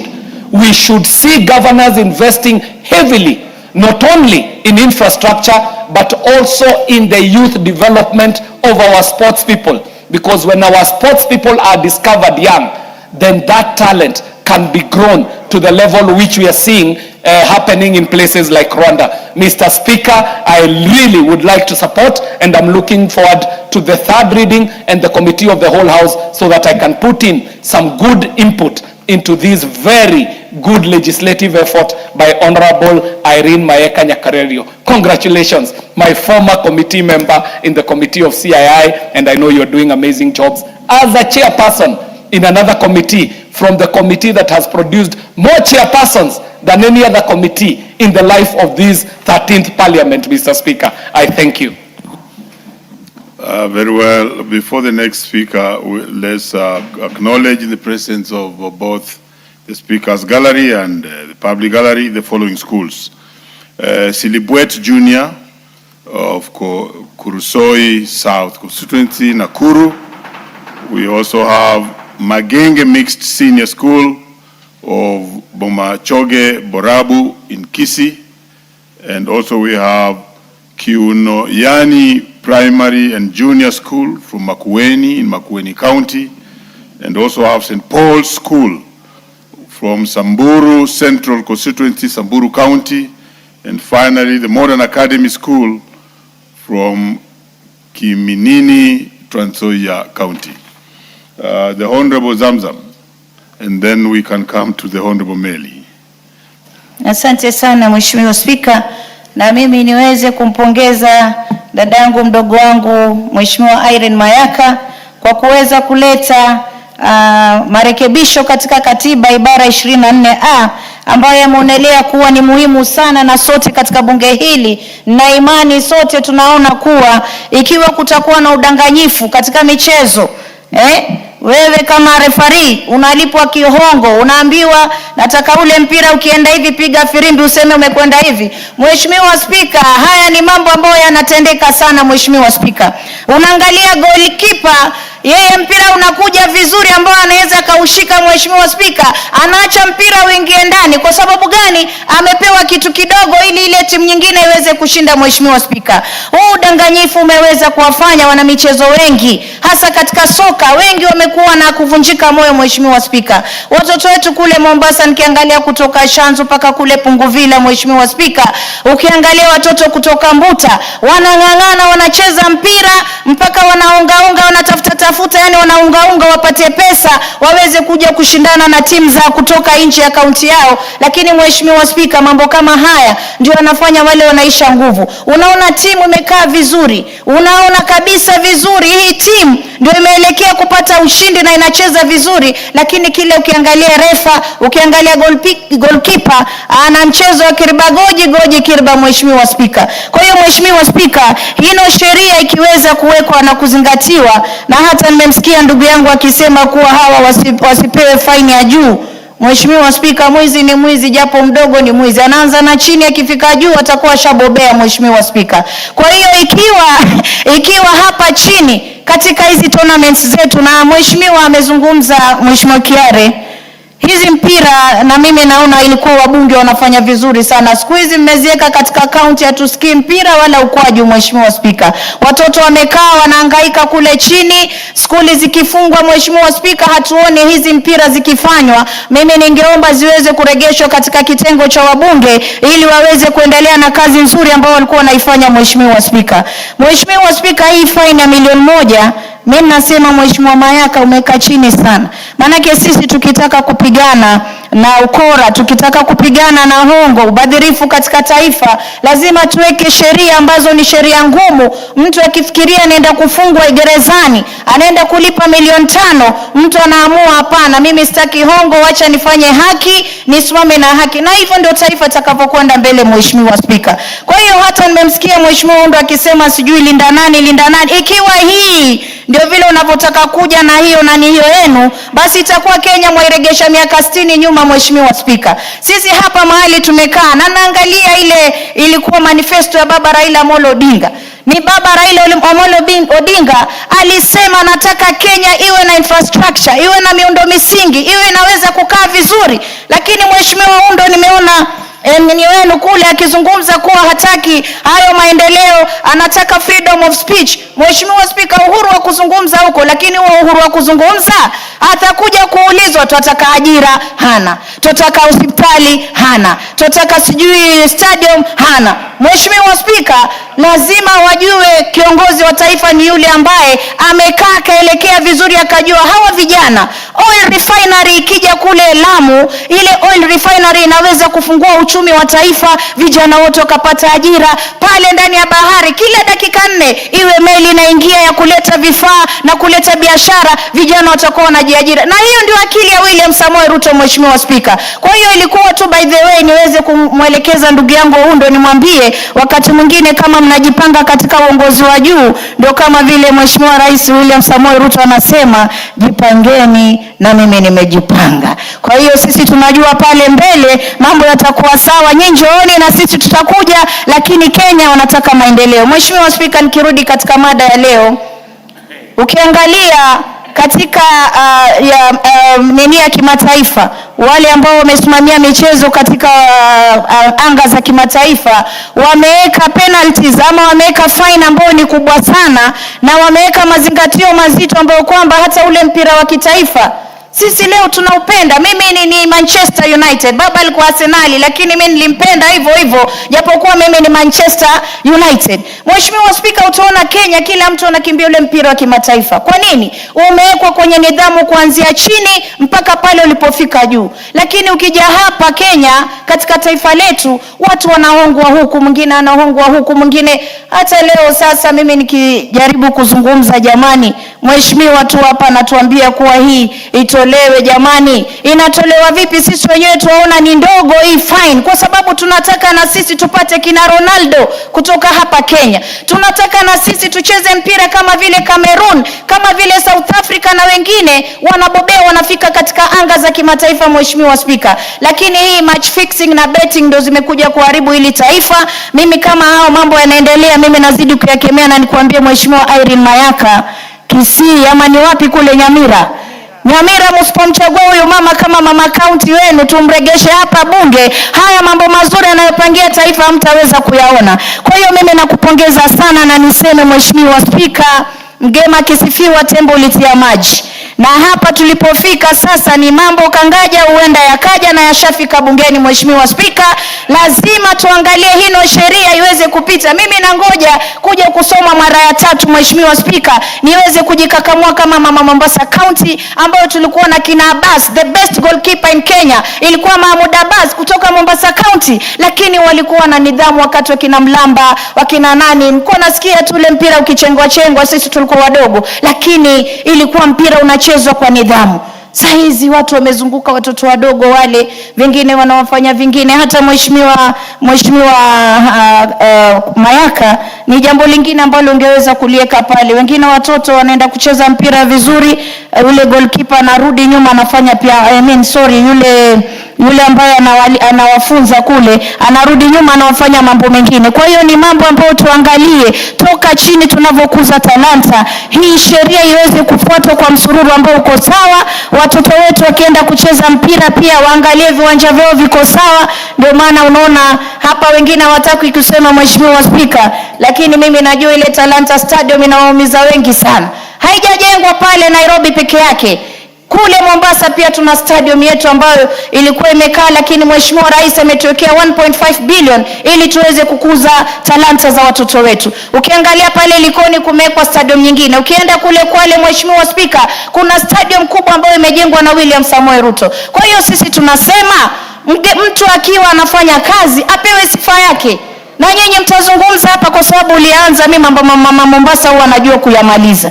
Wewe umeanza ukatuambia sijui tuende wapi, tuende Linda, hatuendi Linda. Sisi tumekaa hapa mahali pamenyooka, stadium tunaona, barabara tunaziona, miundo misingi tunaiona, na William Samoei Ruto ametujengea watoto wetu stadium ya talanta. Huyu ndio sisi tunasema tuenda naye. Na hii ibara 64(1)(a), hii mimi nakwambia dadangu Irene, umefanya kazi nzuri sana. Watoto wetu waweze kuangaliwa, hakuna mambo ya kuiba mpira, kwa sababu hivyo ndio wengine pengine wamepanga wizi mwingine tofauti, sio? Lakini huu mpira ukianza kuibwa sahi na sisi tunyamaze, wataiba zile funds, wataiba wakiendelea mbele na mbele. Kwa hiyo sisi tunazuia corruption kuanzia hapa chini mpaka kufika juu. Lakini kwa haya yote mimi nashukuru Mheshimiwa Spika, na nasema Kenya imenyoka. Na imenyoka. Uliona vile walikuwa confused jana kwa TV. Kenya imenyoka na William Samoei Ruto. Asante sana Mheshimiwa Spika. Kiswahili kali sana. Order members, let me further acknowledge in the presence of Speaker's Gallery the following schools: Nakuru East Primary and Junior School from Nakuru North Constituency, Nakuru County. We also have the Shina's Education Center from Keses constituency, Wasingishu. And let me give the Honorable Barongo to just welcome the schools. He also plays number 5 for Bunge FC, but you're not speaking on this now. Just welcome the schools. Thank you, Honorable Speaker. And thank you also for, praising my football prowess on the pitch. Let me also acknowledge your incredible talent. Recently, you have made moves that have really amazed a lot of us on that pitch. May you continue doing that. I would like to take great pleasure to welcome Magenge Senior School, seated in the gallery, and also to welcome the other accompanying schools to the House of Parliament. Magenge is one of the most popular schools in my constituency that has consistently posted excellent results over the years, preparing so many students and Kenyans for greater careers in their lives. I would like to welcome you to the House of Parliament. Here we oversight, we represent, and we legislate on behalf of Kenyans. And I want to wish you very well as you continue exploring in and out of the precincts of Parliament. And as you will be heading home, I would like to wish you a safe journey. In conclusion, I know that today you did not use your own means to arrive here, but in the final year of my term, we are allocating some money to buy your bus so that in future you can regularly visit Parliament and enjoy that which clearly is meant to open your eyes to the future that is great, and we wish you very well in your studies as you continue to study. And I want to say that I'm very proud of the work that the teachers are doing, the work that you're doing, and I'm proud of the parents who continue to sustain you as you pursue your education. Very well. I thank you so much, Honorable Speaker. Very well, the Honorable Julius Melly. Thank you, Mr. Speaker. Mr. Speaker, I rise to support the Sports Amendment Bill 2026 by Honorable Irene Mayaka. This bill, Mr. Speaker, speaks to actually the discipline that is supposed to be in the sports industry. Mr. Speaker, as much as we talk about the multi-billion business in the sports is as old as mankind. It has been practiced by cultures, by communities across several generations. And every sport, Mr. Speaker, is a sport of contests. It can be done by individuals, either in form of athletics or track. It can also be done by teams, Mr. Speaker, especially maybe football, basketball, name them. There are so many teams that participate in sports.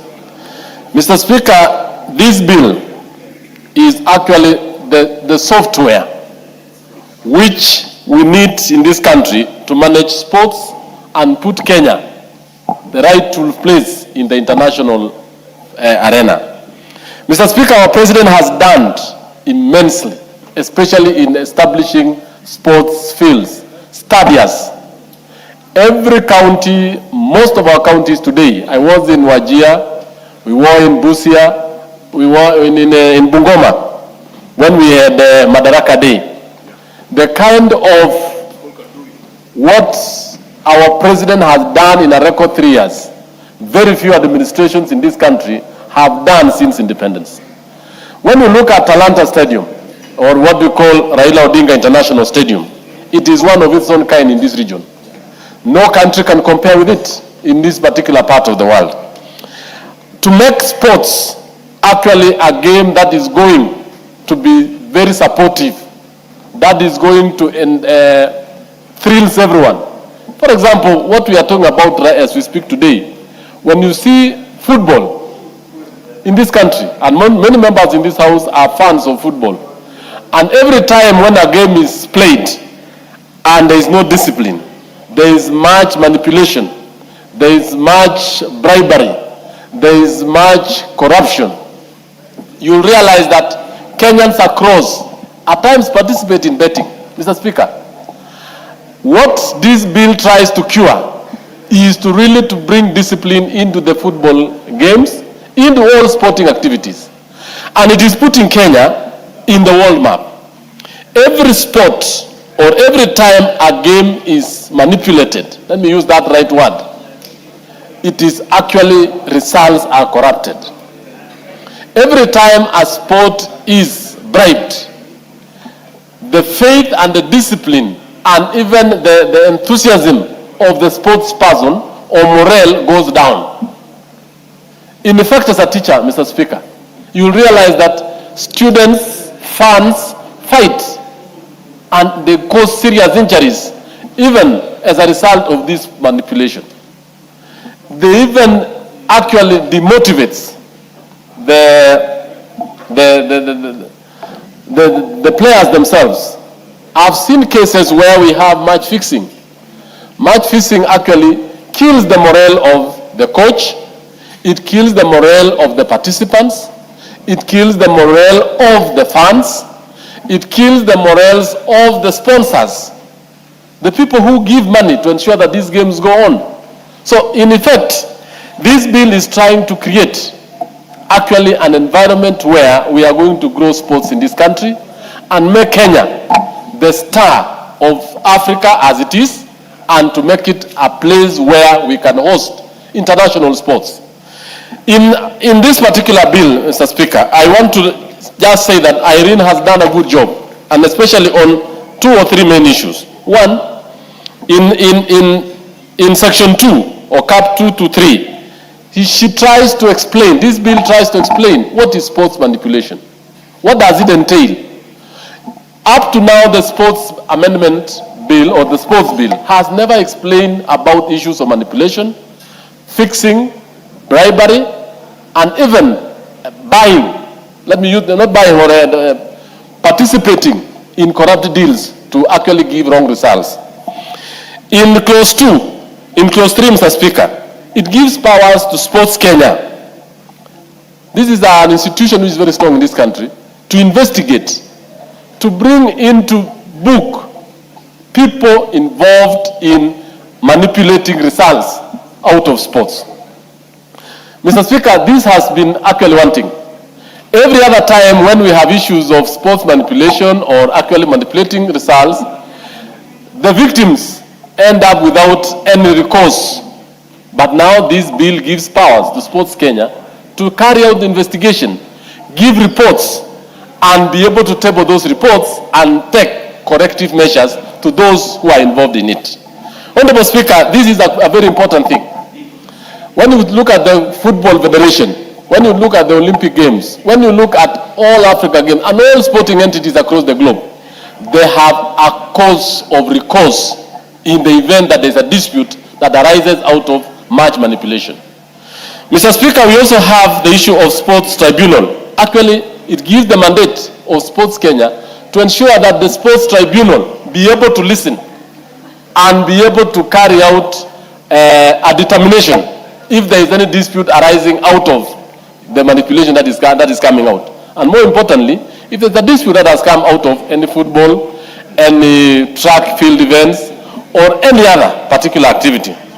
Mr. Speaker, one of the things that we need to know as a country, Kenya is actually the sporting nation #1 of Africa. And we say this has arisen out of what our government has done. If you look at all our regions, sportsmen, you can find coaches who actually try to induce athletes to actually take drugs enhancing, what we call energy enhancing drugs. That is part and parcel of what we are calling manipulation. The coaches, all the people involved are ruining lives of youngsters. They are ruining their future by just manipulating them, by not telling them good results come out of discipline. Good results come out of proper training. Good results come out of persistent competition. In this particular case, this bill is going to treat and carry out penalties on individuals. I want to disagree with Honorable Undo, who is one of our good members of this House, that the penalties that we are given in Section 5(4) are not very punitive.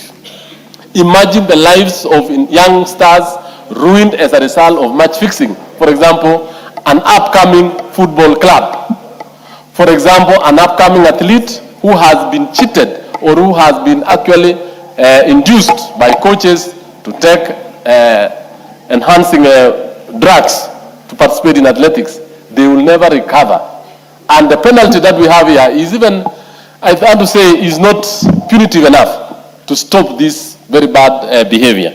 Honorable Speaker, you will realize that the standing of Kenya in the international field is going to be at a very high level out of this bill.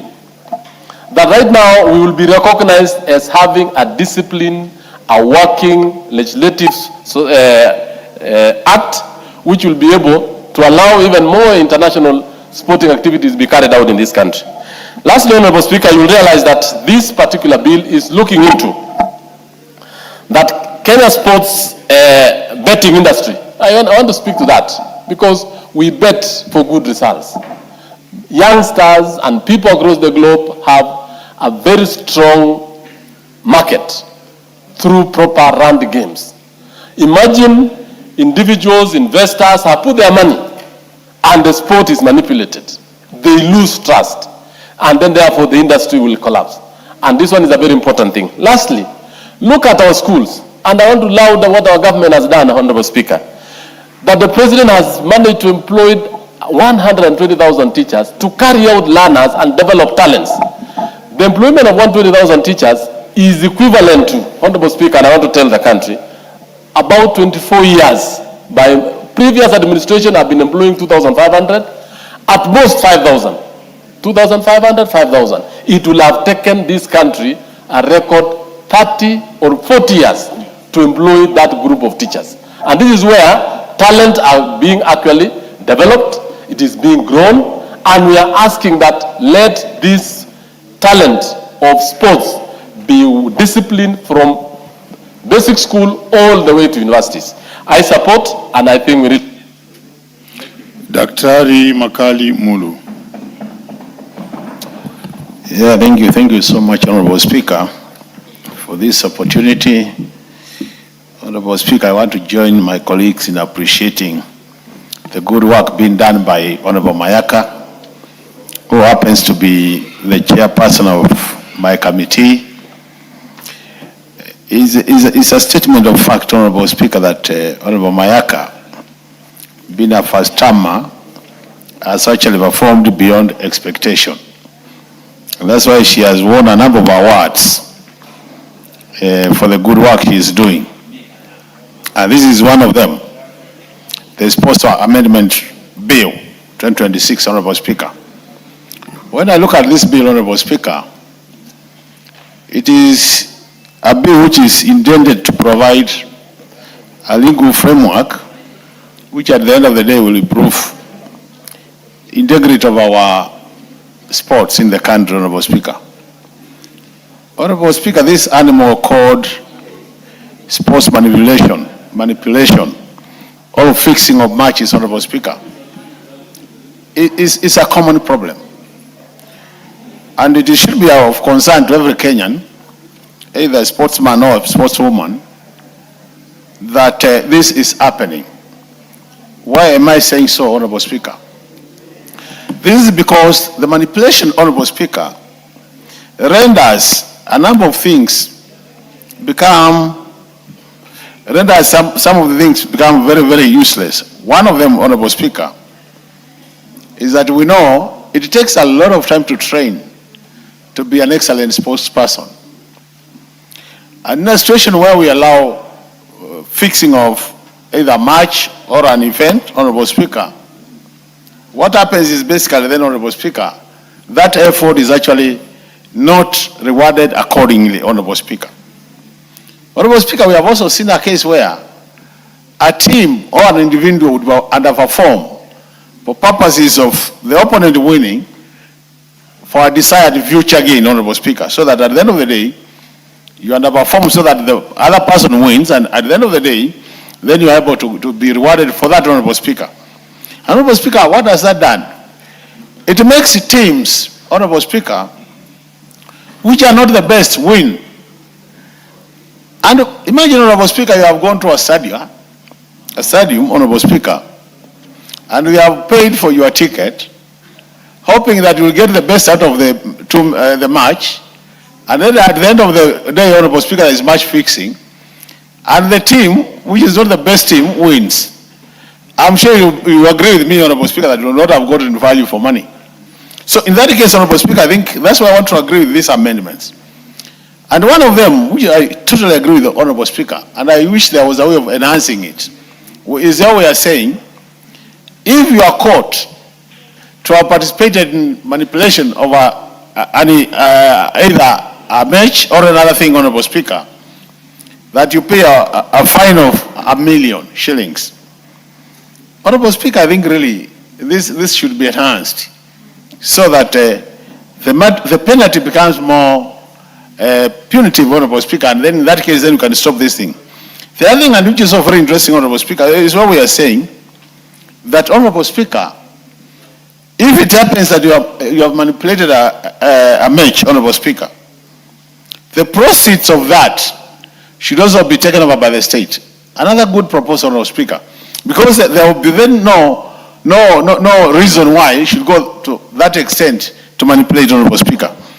The other thing also, Honorable Speaker, is addressing is the tribunal, Honorable Speaker, the sports tribunal, where we are saying in case you feel like you want to appeal, then we give you an opportunity, and this is important, Honorable Speaker, so that we don't punish people who might not have participated effectively in the manipulation. I think that is really good for this country, so that we don't just lock the door, that if you are caught, you are punished, and you can't appeal. And I think the appealing process, Honorable Speaker, will allow people then to say, I am not the one who either initiated it, or I was not an active participant in the manipulation, Honorable Speaker.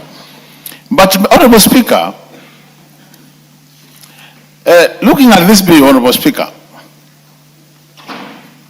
I think really Kenya is a country, because we are a very serious country when it comes to sports, we would gain much by passing this bill. And that's why I think really we are enhancing the existing act so that we get it right, Honorable Speaker, and more so in the area of legal framework. That at the end of the day, Honorable Speaker, we will be able to see fair competition, so that if I'm the best, I come out as the best.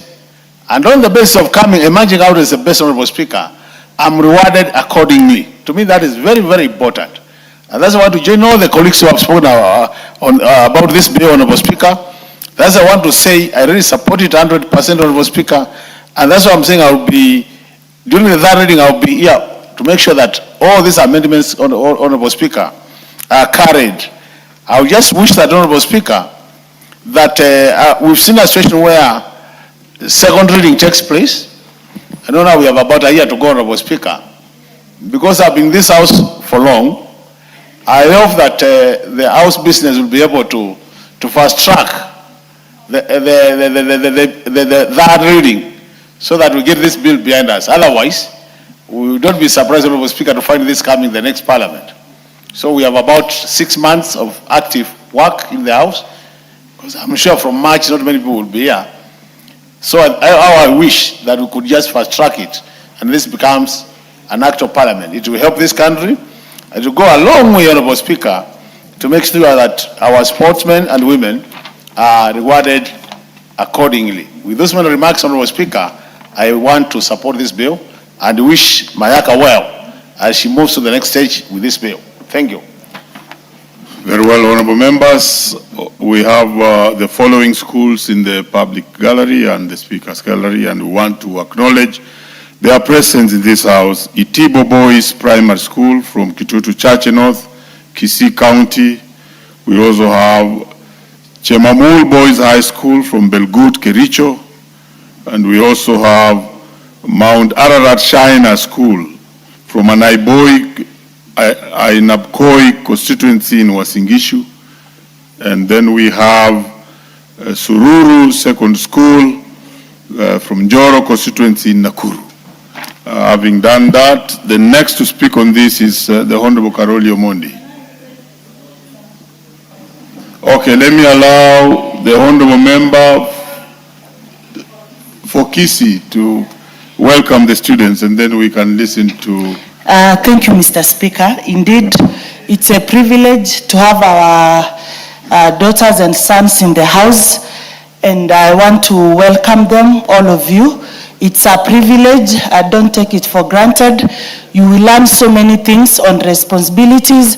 When you go back home, you will have a lot of stories to tell your friends, even your parents. You know, the first time when we came to Nairobi, Mr. Speaker, is when we had finished Form 4. So when I look up at Itibo from Kisii, I see their young girls and boys, their young boys and the other schools. So work hard, it really pays. You are not doing it for your parents or your friends, you are doing it for yourself. Believe in yourself. The best gift you can give yourself is to work hard, obey your teachers, avoid exchanging love letters. The beautiful ones are not yet born.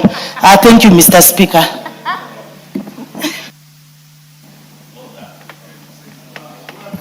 I would want to ask the Honorable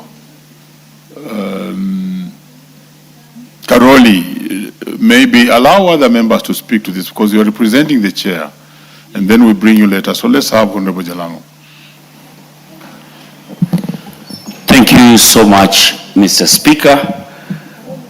And I want to, from the onset, appreciate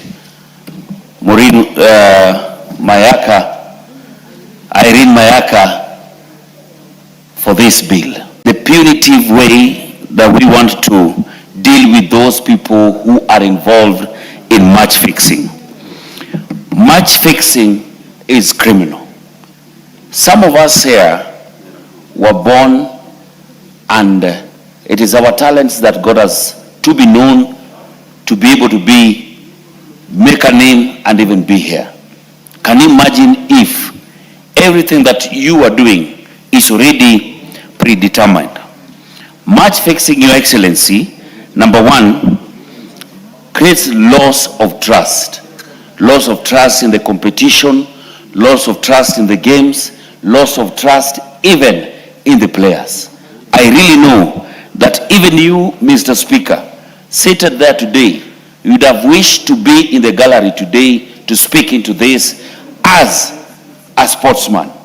It would be very sad that you are able to train and be able to push yourself, hoping for results that will be determined by the talent and the hard work you've been putting in the practice and in the training fields, only for somebody somewhere to have it predetermined because he's been paid, or somebody else somewhere is pushing them to fix a match. There's also damage of reputation, mostly to sports persons who have been involved in match fixing. There are so many talents that we've been able to lose. People who were so good at what they do, and just somebody somewhere came out and lied to the player that they would be able to fix a match and be able to earn some money. When they are caught, we lose great talents to these match fixing issues.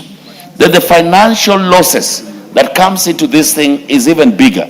Sports is one of the biggest revenue earners in this country and even worldwide. You can't mention top 10 most richest people in the world without mentioning some of the top sportsmen who've been able to make their livelihood out of their talent. And it will be very sad that some of these people who are caught into match fixing lose their credibility, lose their reputation, and are always condemned not to participate into these games, meaning they lose a lot beyond their talent. The financial impact is even much bigger. I want to take this opportunity to, from the onset, to appreciate what Irene Mayaka, the women rep, the incoming women rep of Nyamira County, has been able to create. She is a powerful woman who's been able to put some legislations and some bills, and this is just one of them that will go to the books, that later our sportsmen will know that in the 13th Parliament there was a woman, a powerful lady in the name of Irene Mayaka, who stood with the sports people, the sports person, that their hard work in the fields, their hard work in the practice, their hard work with their talent was actualized by the fact that it was fair competition from the word go because of the punitive, how do I put it? The charges that are being here, the amount of money that you have to pay if you are caught into the match fixing. And all said and done, sports is growing in this country, across the country. Let me talk even in my constituency. And I want to tell the MP of Kibra, Talanta Sports Field does not lie in Kibra constituency. Talanta is in Langata. From the onset, I want to tell him, Kibra constituency ends.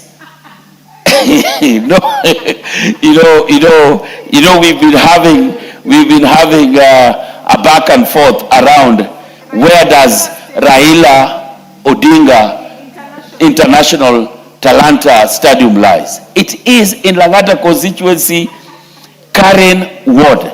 He should stay guided. He should stay guided that this stadium, even when it was being launched, I was the only member of parliament who was there. Where was he for him now to claim that Talanta is in Kibra constituency? It is in Langata constituency, Karen Ward. He should be guided. That facility alone will provide one of the best facilities in this country for sports talent, sports development. Can you imagine having that stadium built to the standards? Then we have somebody fixing matches in that stadium. It will be a shame. It will even be a shame to Baba Raila Odinga, whose name has been used in naming this stadium. Mr. Speaker, sir, I want to take this opportunity to appreciate Irene Mayaka for this bill. I can't wait for the third reading. I will be here to again support and make sure that it sails. And just like we've said, let's hasten our speed around some of these works and some of these good bills so that they see the light of day in the 13th Parliament. I submit, Mr. Speaker, sir. Thank you. Yes, let me again acknowledge in the presence of the Speaker's Gallery, the following schools who have visited this House of Parliament. We have Huti Primary School from Madhioya constituency in Muranga County. And then we also have Kedoa Girls from Kipkelion East, Kericho. On behalf of the members of this House and the House at large, I welcome you. But we have the Member of Parliament for Kipkelion East. Yes, please welcome the schools that are in the House. Thank you, Mr. Speaker, for giving me this opportunity to welcome the schools who are visiting our Parliament this evening, Mr. Speaker. I want to say, Mr. Speaker, among those schools are Gedawa Girls. Gedawa Girls, Mr. Speaker, is one of the prime schools we have in my constituency, Kipkelion East. And Mr. Speaker, I want to encourage our students who are visiting Parliament to use it as an experience in their learning and also as laboratories for their success in future, Mr. Speaker. I want also to have learned, Mr. Speaker, that this week, most of those students who are visiting this Parliament, Mr. Speaker, are candidates of this year's exams. I want also to wish them on behalf of our August House, or the 13th Parliament, Mr. Speaker, I want to wish them all the best in their forthcoming exams, Mr. Speaker. Thank you, Mr. Speaker. The Honorable Robert Basil. Thank you, Mr. Speaker, for allowing me to contribute to the bill that has been crafted by Irene Mayaka. This is a bill number 5, Sports Amendment Bill of 2026. Mr. Speaker, this bill is very timely, Mr. Speaker, because it's aimed at stemming match fixing, Mr. Speaker. And we know there are many flaws of match fixing, Mr. Speaker. For example, it contributes to financial loss. Mr. Speaker, imagine you've placed a bet and then someone is doing match fixing, Mr. Speaker. There you incur losses as the one who has placed the bet. At the same time, the betting company loses money, Mr. Speaker. Again, another flaw of match fixing, Mr. Speaker. It encourages corruption, Mr. Speaker. Bribing referees, bribing the sportsmen and sportswomen, all this contributes or promotes corruption within the sport as a field, Mr. Speaker. Another very serious or gross flaw or negativity of match fixing, Mr. Speaker, it dilutes the reputation of sports, Mr. Speaker, and as a result discourages sportsmen and sportwomen from participating in sport, particularly the youth, Mr. Speaker. And this is a vice that we have to tame, Mr. Speaker. It also dilutes public confidence in sports, Mr. Speaker. And that is why I say this is a very timely piece of legislation, Mr. Speaker, to tame match fixing, Mr. Speaker.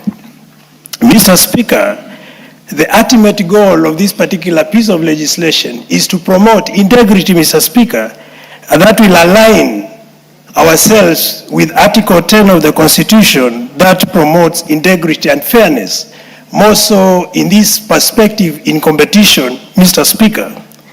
It aims to criminalize match fixing, Mr. Speaker, or manipulation of sports competition, Mr. Speaker. It promotes or aligns Kenyan sports to international standards on integrity within sport as a field or as a discipline, Mr. Speaker. And that will put Kenya in the same category like other successive nations, Mr. Speaker, like Portugal, Italy, Germany, South Korea, and Spain, which won the World Cup, Mr. Speaker. Therefore, Mr. Speaker, this particular bill will also strengthen cooperation among sports organizations. I'm talking about betting regulators, the law enforcement agencies in investigating and preventing any form of manipulation within sport as a discipline, Mr. Speaker. Therefore, in a nutshell, the bill proposes, that is in clause 4 of the bill, it proposes offenses of manipulation of sports, Mr. Speaker, and that is making it unlawful to intentionally influence outcome of any sport event, Mr. Speaker. Importantly, the bill proposes to prohibit betting-related corruption, Mr. Speaker, which is a serious vice, Mr. Speaker. Also, it proposes criminalizing criminal penalties for offenders, Mr. Speaker. That is clause 5 of the particular bill, Mr. Speaker, and also allows confiscation of proceeds obtained from match fixing, Mr. Speaker. And these are some of the very punitive measures, Mr. Speaker, which is going to discourage people from participating in match fixing, Mr. Speaker. What will be the likely outcome, Mr. Speaker, of passing this particular bill? Allow me to shed light on this, Mr. Speaker. And one of the very possible outcomes is going to restore public confidence in sports as a discipline, Mr. Speaker. And this is going to enhance credibility, particularly in sports, and ensure those who participate in sporting events are actually rewarded for effort they have given to the sport activity as a discipline, Mr. Speaker. It is going to promote healthy competition in sports, and that is going to promote also fair betting and make also betting companies as well as those betting not incur and undue losses, Mr. Speaker, as a result of match fixing, Mr. Speaker. Therefore, Mr. Speaker, in summary, I fully support this legislation, this amendment, Mr. Speaker, because as indicated in the bill, the bill is supposed to amend Sports Act, Cap 2223, and that's why I say this is going to strengthen sporting activities in Kenya and make sport a very encouraging discipline, Mr. Speaker, and so many of our sportsmen and sportswomen will gain serious rewards or benefits from having this legislation passed by this House. With those few remarks, Mr. Speaker, I submit and I support the bill. Thank you. Yeah, the Honorable Beatrice Elachi. Thank you, Mr. Speaker. Mr. Speaker, I also rise to support the amendment bill of sports, Mr. Speaker, and to thank Irene and to really appreciate that the work she has done in this House. I am praying and hoping the people of Nyamira will look at her as a leader, as a legislator, and bring her back in this House as elected as their women rep in 2027. Having said that, Mr. Speaker, I am one person, and I want to thank you because you've also supported us in Sports in Dagoretti North for many years. That carries a lot of young people who believe in sports. You find the best teams in Nairobi, most of them are in Dagoretti North. Mseto FC, Dagoretti North Hot Stars, Dagos Thomas, Maranatha, and many others. And Mr. Speaker, you realize we also celebrate the girls who have played for this country, who came from Dagoretti Mixed. And they have done this sport. And then when you realize that we don't even have a bill to deal, or an act of parliament to deal with these manipulations that we find in sports, then that is where now we fail when we are building talents for our young people. So for me, the first thing that Irene is now doing for us is to bring in a strong law that also has penalties, that you can face a life ban, you can face suspension, you can be fined if you are found fix matching or match fixing. And Mr. Speaker, what we need also is education for both our sportsmen and women. And this is not just about football. It's about the athletics that we have. It's about any sports that we have in this country. Remember, nowadays, it is sports that will give you a scholarship even to go to university. It gives you a scholarship to go abroad, Mr. Speaker. And so if we do not train ourselves and recognize and report even the attempts of all this, then we'll find ourselves in a crisis. But for me, knowing very well next year we will be also having AFCON, Mr. Speaker, and that's why we must fast track this bill, is that it is important. It puts Kenya at a very high level in terms of respecting sports and ensuring that we have the rules and regulations that run our sports. Mr. Speaker, you realize even our reporting system, when you look at the bill, it is now trying to bring in a better way of having a reporting system. You realize, Mr. Speaker, in betting, if we do not monitor, you find that when betting companies, sometimes when you look at the betting, you find it sometimes very unusual, and you're wondering why. It is because they have already known, they can even, if you follow through, you'll find they know the team that will win. And so they push you in a very unusual pattern, Mr. Speaker. And so those are some of the things we are saying. Honorable Achi, how do they know the team that will win? When you are betting, you see when you are betting, see, you see how the pattern is just going. You find this pattern, the pattern is very unusual, and you are wondering, is that the team that, and you'll find the team will win, Mr. Speaker. So even them, they always know. So it is important, even when we are putting in this bill, to monitor and regulate also our betting companies. They play a big role in this fixed matching, Mr. Speaker. It is important to have an independent investigation, and I believe even as we come to the third reading, we shall try our best to ensure we now ensure. You can also have a team that can also follow when people are complaining, Mr. Speaker. We must work with the international and cooperate with them, because remember, it sort of goes cross-border. It operates across board. You find you're playing with Tanzania or Uganda, and guys can just play the game also there. And even internationally, we have seen. And so this is one act of parliament that is going to really make us clean our sports. You realize it's not just about that. You find even in high school, Mr. Speaker, today you find some schools, they just decide to bring in non-students to be put in a team. So you're seeing young people just flopping and the ball is just going and people are playing well. They have done, it's the same mistake where you take students who are non-student and you put them in the field to play with students. And so verification is very critical, even in our national sports that we have for our schools.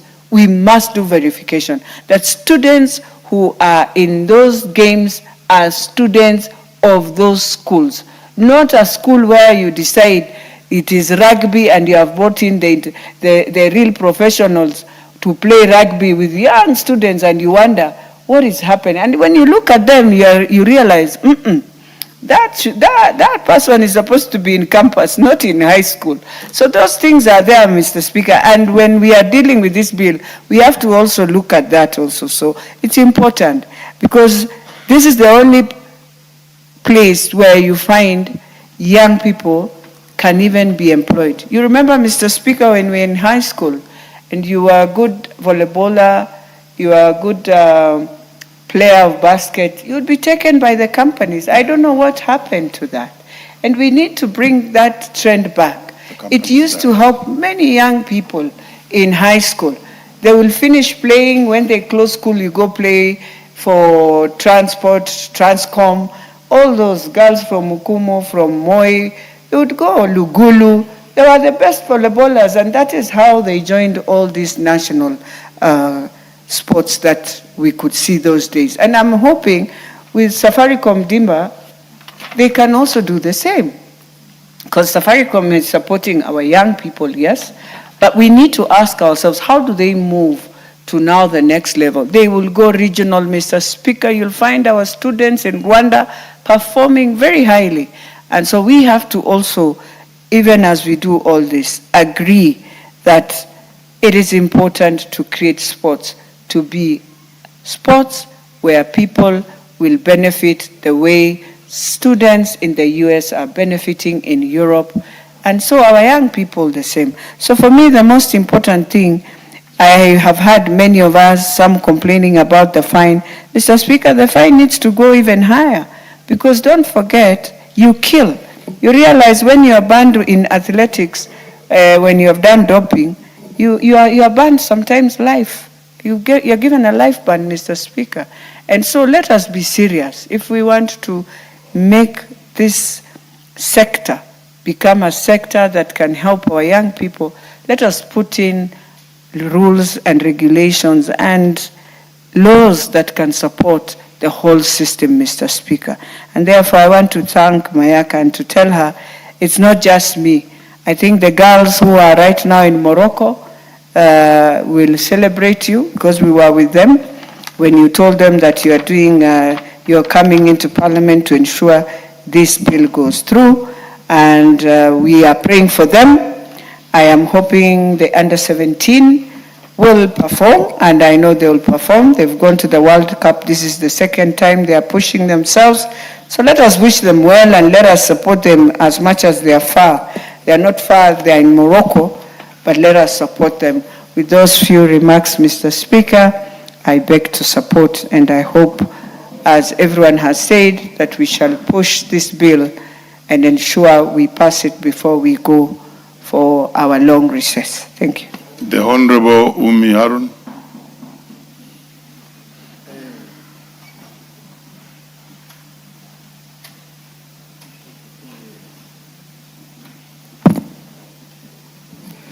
Thank you, Mr. Speaker, for giving me an opportunity to contribute on this very great bill that my sister, Honorable Irene Mayaka, has brought to the floor. Mr. Speaker, this bill is very timely, and I think it is going to restore integrity in our sports, because Kenya has not yet reached where we need to be globally due to the gaps in law that we have. Mr. Speaker, countries like Spain have fielded young boys below the age of 18 who even represented them to the level of the World Cup, which was just played recently. Yes, that boy was called Kubasi. He's called Yamal, Lamine Yamal, a very young man who I really admire how he plays his sports. And this is because such countries have prepared themselves, both in their infrastructure and in their laws. Mr. Speaker, we have a very great president who has put so much effort in developing the infrastructure of our sports and taking our country forward. Even in the agendas that we hear is that we are supposed to go to and reach the levels of Singapore, Mr. Speaker. And for us to reach Singapore, we must match in our legislations. And this is one of the bills that will take us there, Mr. Speaker. Mr. Speaker, I want to congratulate my sister because we have also seen the sports like Kenya has gained a lot of admiration in our sports, such as athletics, and we need to reach and achieve that even across different sports, the likes of athletics, Mr. Speaker. Our rugby players must also get that recognition. Our athletics team must also get them, Mr. Speaker, and we must be able to support such bills so that we can grow our sports and also grow and create jobs for the young people who are playing this particular sports. Mr. Speaker, the passion for this bill does not come out of nowhere because Honorable Irene Mayaka has shown a lot of great interest from the time she was nominated to this House, and even before she joined the House, Mr. Speaker, she has always been very passionate. And I think the likes of her in this House will take our country forward, Mr. Speaker. And I want to let the young people of the country know that we have a great leader in her, and we should support the likes of Honorable Irene to be able to have such great bills. Mr. Speaker, we have the Talanta Academy that Kenya had proposed 2 years ago. Such academies will be able to grow the talents of the young footballers that we have in this country. Mr. Speaker, I come from Garissa County, and we have a football team called Motown Boys. And instead of spending so much time watching Arsenal, which is my team, I would also want to watch Motown in the international spaces. We also had a young man called Shano and Ramos who went to international trials, but they did not succeed, not because they lack the capacity and the talent, but because we are not yet there as a country. So, Mr. Speaker, such laws will provide the platform and give our young boys the talent and the support and the logistics that they need to go there, Mr. Speaker. And for us as a House, we need to match the energy that our President has in providing quality laws so that we can be able to achieve visions like Singapore and achieve our visions like having young boys, like I said, Yamal Lamin, who is also a young man. There are many Yamals in this country, Mr. Speaker, and we must give them that support. And it starts from accepting such a beautiful bill so that we can grow forward as a country. Thank you, Mr. Speaker. Janet Olkalou. Honorable. Honorable Speaker, firstly, let me thank you for giving us the opportunity to speak on this, and additionally thank my sister, Honorable Mayaka, for birthing this great bill. Honorable Mayaka has been known to be a very prolific bills writer, and this is not just her first. She has facilitated and sponsored many bills into this House, and therefore really meriting the nomination that she was given by the biggest political party in Africa, Orange Democratic Movement Party of Kenya. Honorable Speaker, what she has done is a demonstration that she can move from a nominated slot to a universal suffrage election by Nyamira people. And I want to let people of Nyamira to know that in Honorable Mayaka they have a jewel that they should protect, Honorable Speaker. Honorable Speaker, a match fixing is criminal. You know, to be an imposter is criminal. To carry out plagiarism is criminal. So much less this, where people manipulate the processes to have undue advantage over other players or over other teams, Honorable Speaker. And it has to be treated as such. It is criminal. Honorable Speaker, the last 5 years, I have been dealing with a very complex matter at the United Nations General Assembly every September, where we have been debating about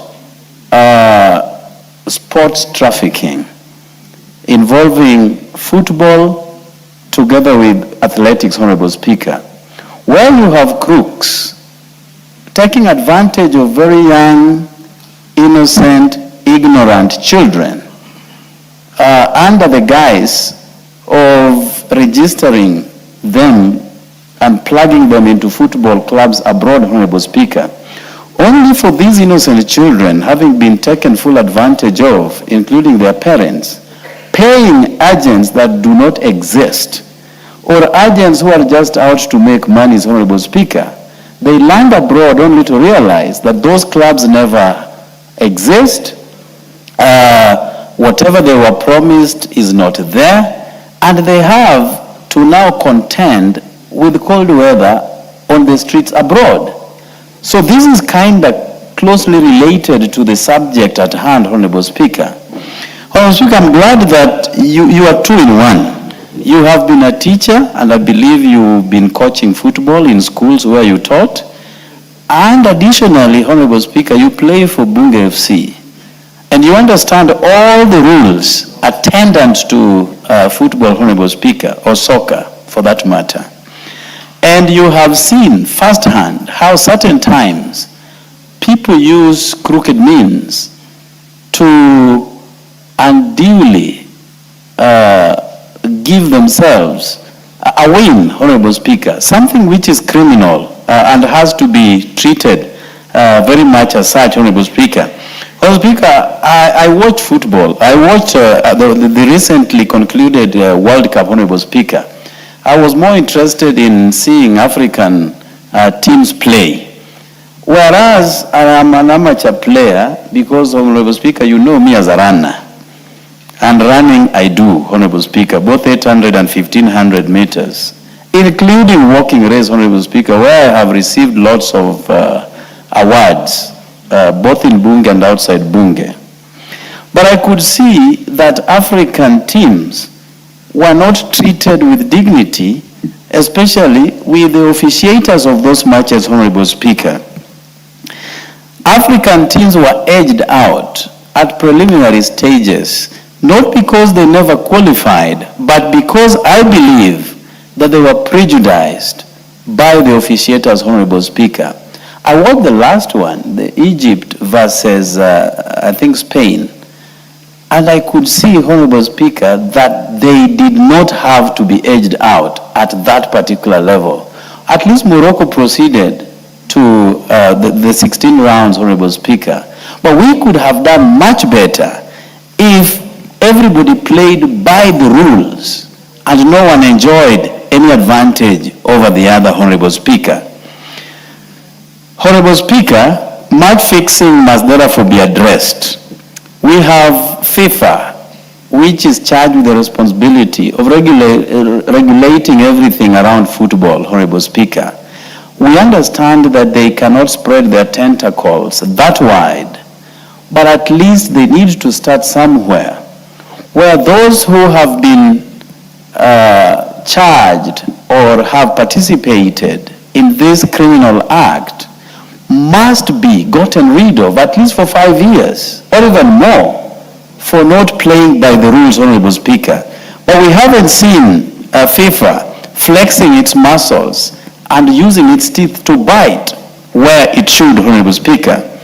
And those rules that should be enacted by FIFA should be cascaded downwards, even to the smallest of clubs in our villages, Honorable Speaker. Honorable Speaker, having been a teacher and a football coach as such, we have seen numerous times schools playing against other schools, and those who qualify are not really the best of teams that should qualify, Honorable Speaker. I have seen many times in this country every year certain schools lodging complaints with tribunals, sports tribunals, Honorable Speaker. And a few times I have seen those decisions tinkered with, those decisions disturbed by the tribunals, so that the rightful candidate, the rightful school, should be given the award, Honorable Speaker. And if our children have to be subjected to this kind of match fixing at that tender age, Honorable Speaker, where schools advance, not because they are the schools that qualify, but they were unduly given the win, Honorable Speaker. So these are people who are going to grow up knowing that in order to get anything in this world, you do not necessarily have to play by the rules. So we have to start somewhere as a country, and this is a very starting point. This bill that has been brought forth by my sister, Honorable Mayaka, Honorable Speaker, the penalty that has been preferred here, I believe that my sister, Honorable Mayaka, will be able to relook into it, or rather I will push an amendment that we can move it from 1 million to 5 million shillings, Honorable Speaker, so that the rightful winner is given the opportunity, and not people who do not qualify, and at the end of the day, get what is not theirs, Honorable Speaker. Everybody should play by the rules.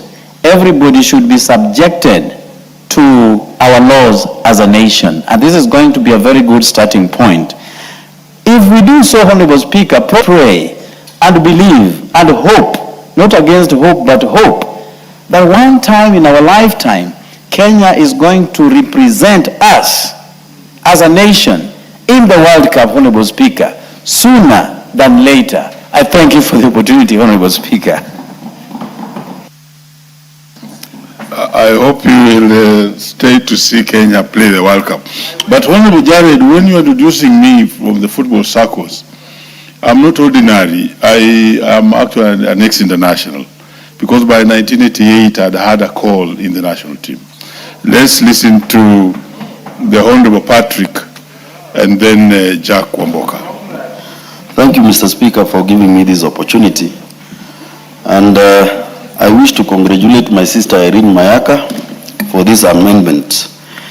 It is a timely amendment, Mr. Speaker, and more so given the influx of betting. And I believe this bill should have been here long before this craze of betting came up. Mr. Speaker, I personally used to run a tournament called Osero Cup before I came to this August House. And Mr. Speaker, I can see you smiling, but it had 48 teams. And we managed to actually get 2 boys to play in Shabana. One is called Matthew Tegisi, and the other one I've forgotten the name. Just from that upbringing. So I wish to say that this particular amendment is very, very timely. Mr. Speaker, you realize sport betting is a craze now in this country. We have aviator, we have all sorts of betting, which has even gone to the extent that people actually commit suicide after losing bets. So, Mr. Speaker, I want to state that unfair competition is the reason where we have gotten to where we are as a country. I remember there is a time, I think in the 60s, when Kenya won the first and the only 4x4 gold medal. And in that race, we had 3 members from the Gusii community. One was called Charles Asati, the other one was called Robert Ouko, and Ezekiel Nyamao. The 4th one was, I think, Robert Sang or somebody. Then we never used to have betting, we never used to have match fixing, and the glory still came to Kenya. So, Mr. Speaker, as we support this, we also wish to notify the relevant ministries that in case, like now they are developing these sports academies, this should be taught right from the sports academies. The criminality of betting, the criminality of match fixing, which leads to unfair competition and degrades our sport. So, Mr. Speaker, I wish to support this, and on the 3rd reading, we'll be here to support it fully. Thank you, Mr. Speaker. Honorable Jack Wamboka. Mr. Speaker, I've known Irene Mayaka for now close to 20 years. She's also my sister-in-law. And I had never imagined she can be this spectacular debater and legislator in this house. Irene Mayaka has done very well, and we just hope the people of the great county of Nyamira can see the good work Madam Irene Mayaka is doing, so that they can consider her to come back to this house. The only advice I'd want to give Madam Mayaka is that please concentrate on your seat, because any other seat up or down may be tricky and risky for you. But I sincerely pray that Nyamira people, the house of Omugusi, brings you back to the house, to this house. Secondly, Honorable Speaker, we want to appreciate those who've been there before us, those who have opened the space world for this country. And in mind, Honorable Speaker, I have Omboko Milemba, who is seated on the chair now, ex-international. Honorable Speaker, as a member of Bunge FC, one of the moments that I love is to just watch at how you dribble the ball in the midfield. And I'm very encouraged at your age.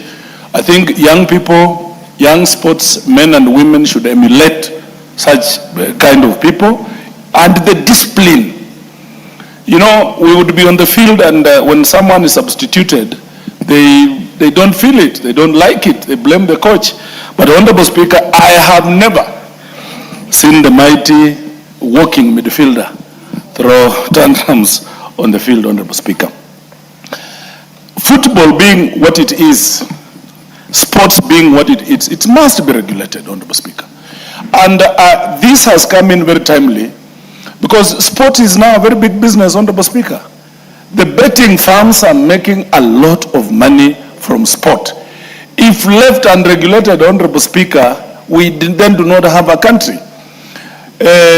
International organizations like FIFA and others, some major academies of football, they will want to tap into an organized country, Honorable Speaker.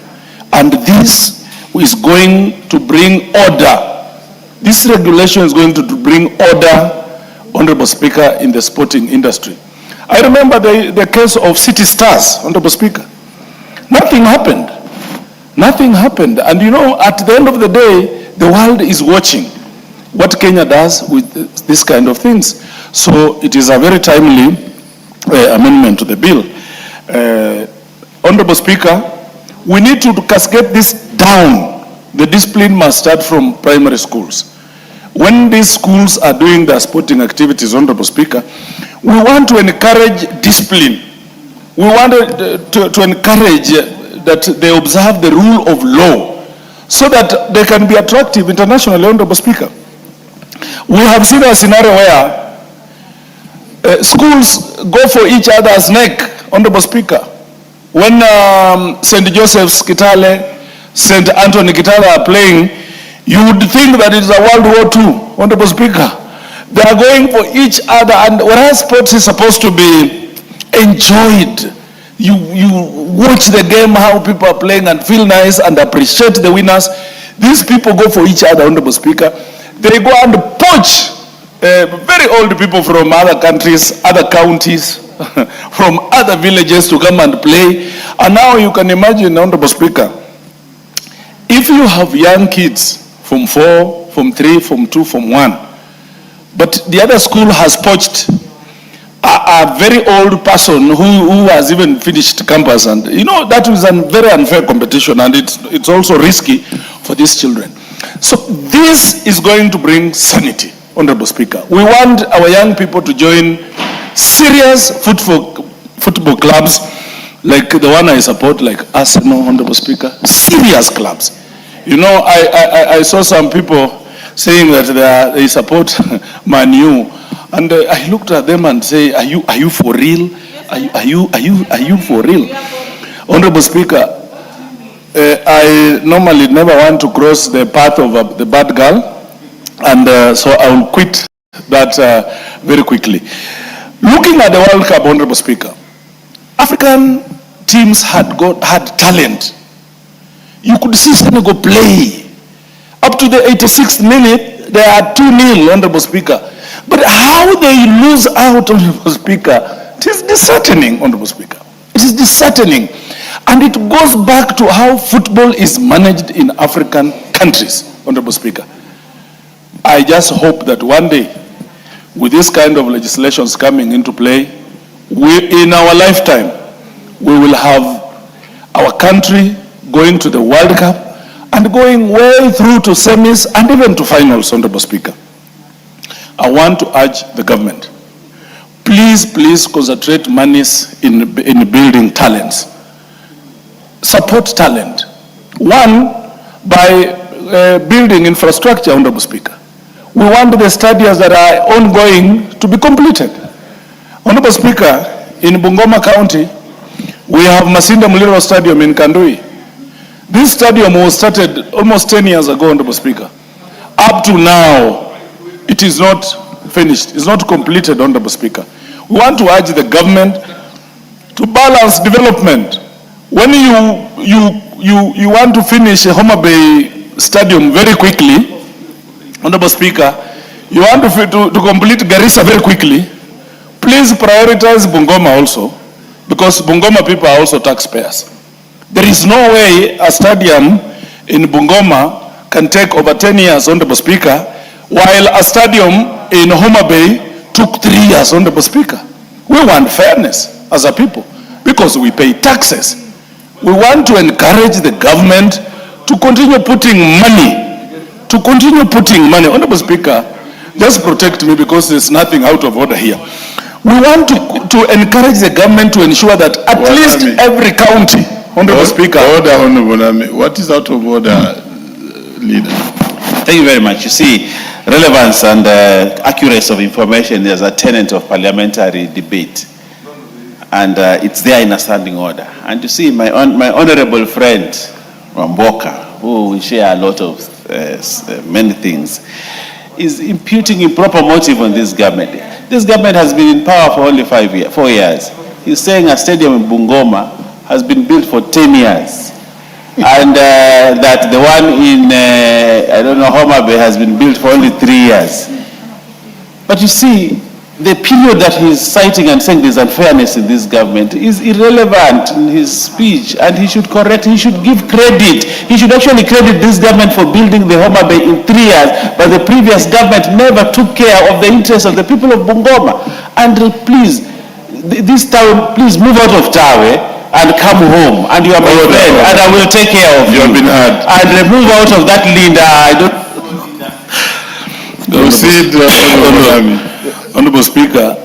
I don't know what my brother knows as a definition of government, because any country and Kenya as such must have a government anytime, all the time. So, Honorable Speaker, the stadium in Bungoma has taken over 10 years. The President himself came to Bungoma and committed that it was to complete 3 years ago. It has not.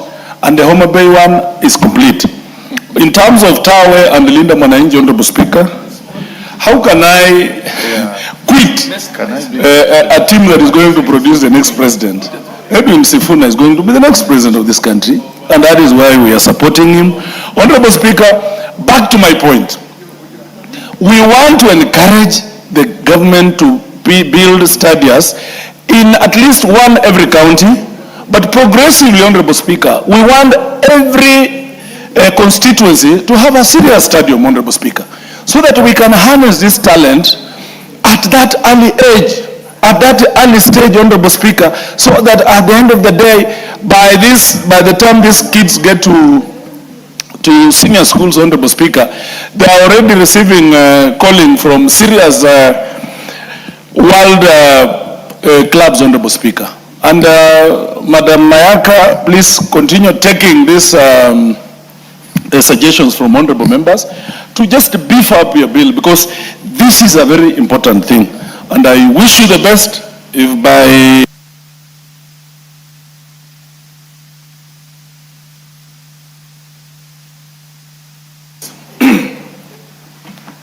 half a minute to conclude. You can't use two mics at the same time. Exactly, Honorable Speaker. You must advise these clerks of ours. At times they do a good job, but at times they forget. So I was completing by saying, Honorable Speaker, I wish my sister, Honorable Mayaka, very well, all the best in her political career.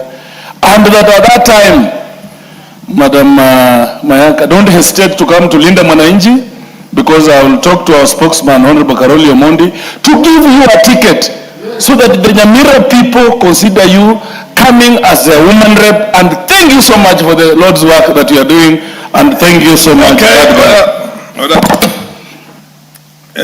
Millie Odhiambo, MP for Suba North.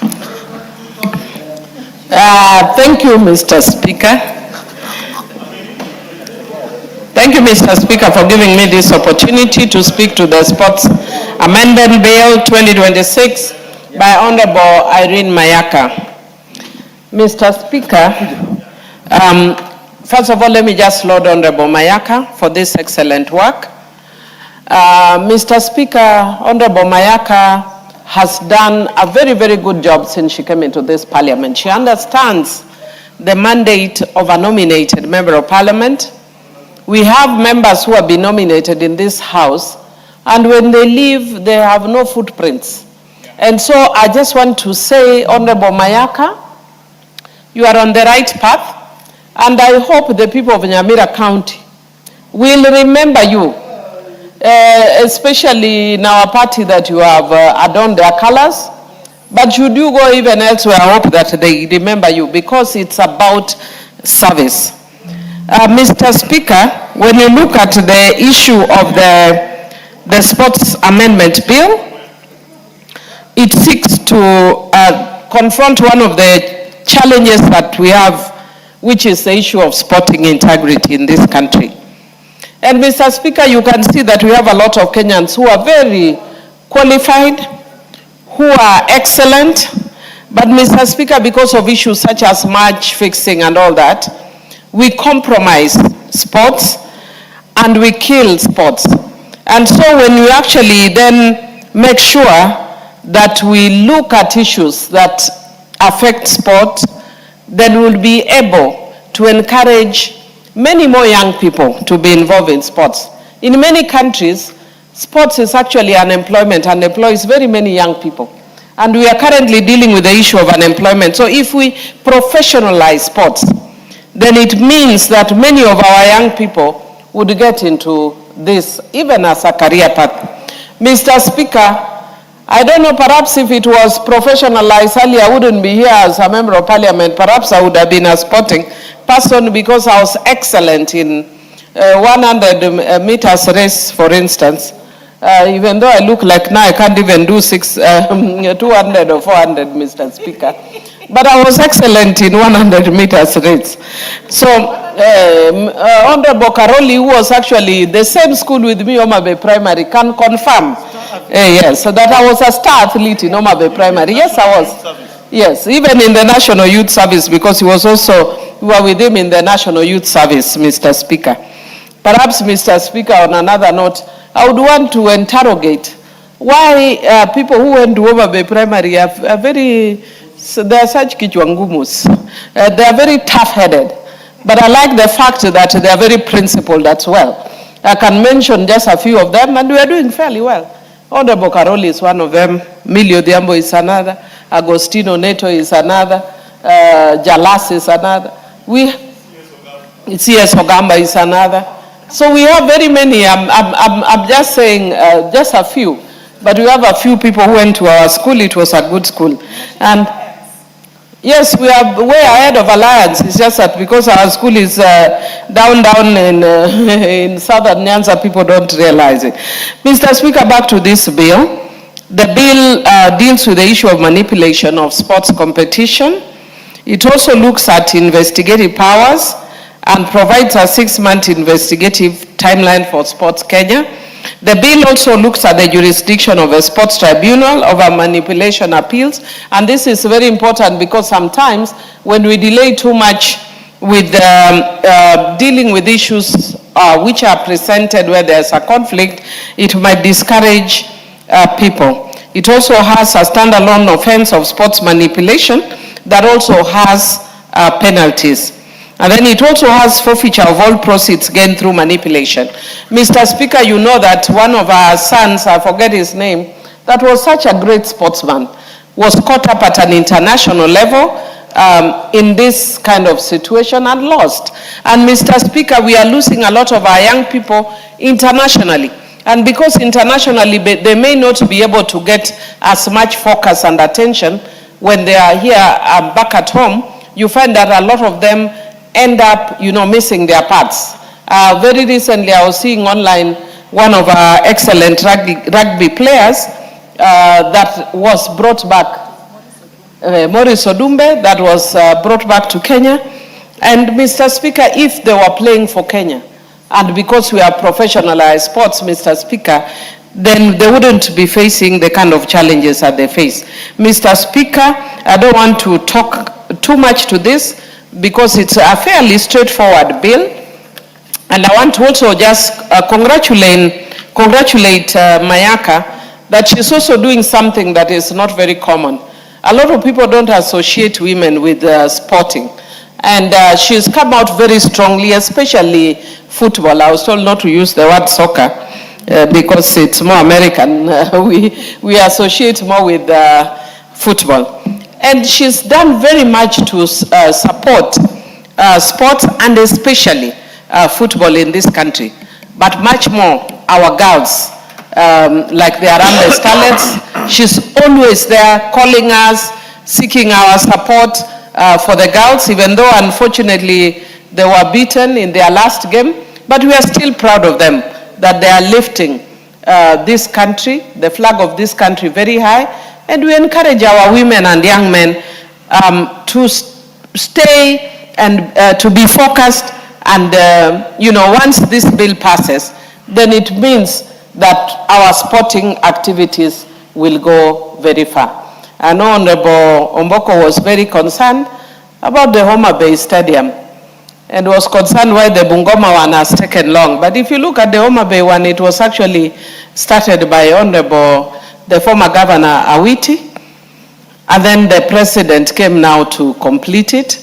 And because of that, perhaps that's why it has taken very, very fast, because there was already a framework. So it's not necessarily a reason to castigate the government.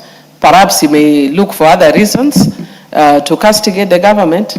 But on this one, the framework was already there. So the government came in and completed. And we are happy because even though the Talanta Stadium is named after Raila, but the name Talanta is swallowing it. And we would want to encourage the government to look for another facility where it is just Raila Amolo Odinga Stadium, not fighting with Talanta over the name, because we want to remember Honorable Raila for the excellent work that he did for this country on democratization, on issues of the rule of law. And Mr. Speaker, that is one I was in Ramogi earlier this morning, and I said that one of the things that I'm very concerned about is that we stay true to those ideals, stay true to democratic ideals, stay true to issues of integrity, which Mayaka is trying to promote in this bill. And Mr. Speaker, because we are not supporting the late Honorable Raila because of his looks, no, we were supporting him because of his ideals. And the moment we lose those ideals, we also lose the public. We must be pro-people. We must be concerned about the things that affect Kenyans, and therefore, even when we are doing our legislative work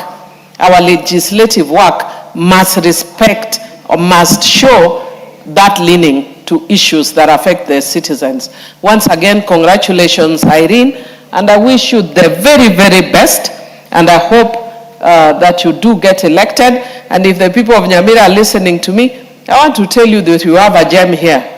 You know, an excellent gem like Emilio Diambo, myself, who is speaking. Because if you don't praise yourself, sometimes you might not get people praising you.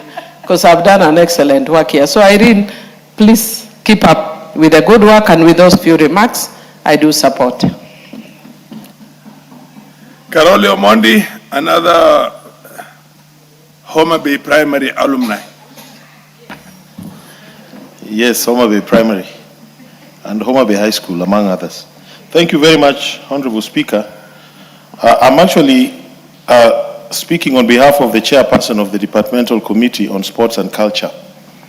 And as a committee and on behalf of the chairman, we support the second reading of the Sports Amendment Bill, National Assembly Bill number 5 of 2026. Honorable Speaker, the principal objective of the bill is to criminalize acts of manipulation of sports competitions, commonly known as match fixing. Honorable Speaker, it is important that we understand what manipulation is. If you look at the bill, it is where the natural order or the natural outcome of a particular sporting competition is disrupted, either because somebody has been bribed, in other words, they've received gifts, whether cash or other benefits, so as to throw away a match, or there's some form of collusion to fix the outcome of that particular competition. But there are other elements that may include things like age fraud, where you include in a competition people who do not meet the qualifications such as age. Honorable Speaker, in ancient Rome, you will remember the gladiators used to enter the arena with the following words in their lips. The Colosseum. Colosseo. Let me win, but if I can't win, let me be brave in my attempt. Honorable Speaker, sport is about human excellence. And I think it is what reveals a lot of the virtues of the human spirit, the discipline of man, endurance, and team spirit. That is why we are very careful to prevent cheating in sports. It is just like cheating in exams or committing fraud in business. We note that this particular bill is supposed to promote integrity, fairness, honesty, and the uncertainty of the outcome of sporting competition, which is the source of the joy and the thrill that we have as people who watch sports. Match fixing undermines these principles, erodes public confidence in sports, and unfairly disadvantages athletes who compete with integrity. I think Honorable Irene Mayaka will agree with me that witchcraft is not included as part of the manipulation we are talking here. It is not included. You know, a lot of people also believe in other activities to influence the outcome of sporting events. Honorable Speaker, Kenya is bound by the Macaulay Convention, which established the benchmarks for preventing and combating the manipulation of sport competitions. We have looked at the bill as a committee, and we held extensive public participation with the following stakeholders: Ministry of Youth Affairs, Creative Economy and Sports, Office of the Attorney General, Law Society of Kenya, Kenya Academy of Sports, Anti-Doping Agency of Kenya, National Olympics Committee, Kenya, Football, Kenya Federation, Association of Gaming Operators, and one member of the public, Mr. Wesley Kanyeria. We also got information that the Ministry of Sports was in the process of establishing sports integrity unit within its structure so as to deal with issues of promoting integrity, transparency, and ethical conduct in sports. We have not held the bill back because of this. We have actually told the ministry, when they are ready with their integrity unit, we will amend the law. So they should follow the law and catch up with us. The stakeholders had asked the committee that certain things be considered. One was that we needed to harmonize this bill with other existing laws, such as Anti-Bribery Act, the Gambling Control Act, and the Penal Code, so that we deal away with overlaps and also make sure that there's harmonization of various definitions of certain terms, such as manipulation of sports competition. We also noted that Sports Kenya lacks the institutional capacity, statutory mandate, and specialized expertise to investigate criminal offenses. We are therefore proposing as a committee that the power to investigate the offense of crime of manipulation of sports competition be vested in the Directorate of Criminal Investigations, which would be the competent law enforcement agency mandated to investigate criminal conduct. However, as a committee, we want the sports associations also to retain their power to investigate and discipline their members. So if there's manipulation, Football Kenya Federation or Athletics Kenya can deal with the athletes either by suspending them or excluding them from competition, because they are the informal regulatory agencies for varying sporting activities. And that the committee therefore made the following observations: that the bill addresses a critical legislative gap and seeks to promote integrity and fairness in sports, protect athletes, officials, and sporting organizations from corruption. We therefore plan to move a few amendments at the committee stage to streamline the definition of the act of manipulation, as I have said, delete clauses that provide that Sports Kenya will investigate incidences of manipulation and vest that role in the Directorate of Criminal Investigation, and provide a two-tier investigative process in regards to manipulation of sports. While the DCI will be tasked with investigating the criminal element of the act, the sports organizations or the federations will also be mandated to initiate disciplinary proceedings and investigations in regard to the professional athletes registered with them. And we will also be proposing amendments to enhance the penalties for the offenses of manipulation. Honorable Speaker, permit me to conclude by stating that this bill is timely and necessary, and the committee is fully in support. Thank you very much, Honorable Speaker. Komelemba, and then Cherarot. Thank you, Honorable Speaker. Then you, Kituru. This is a great bill of its time, because over the years we have heard rumors and talk about manipulation in sports.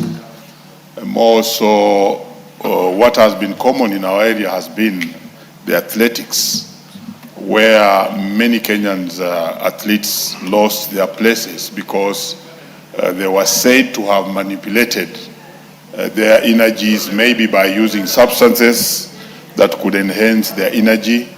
And we lost some of the very best sporting people in the area of athletics. And therefore, I would wish that Honorable Mayaka should have expanded the scope of this bill. I don't know if we shall have such a chance to do it during the third reading. Honorable members, Honorable Karoli. To include other space.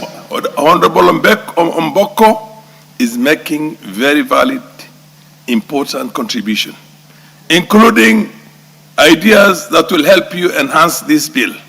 And the three of you are engaging in some small kamukunji there. Proceed, listen to him.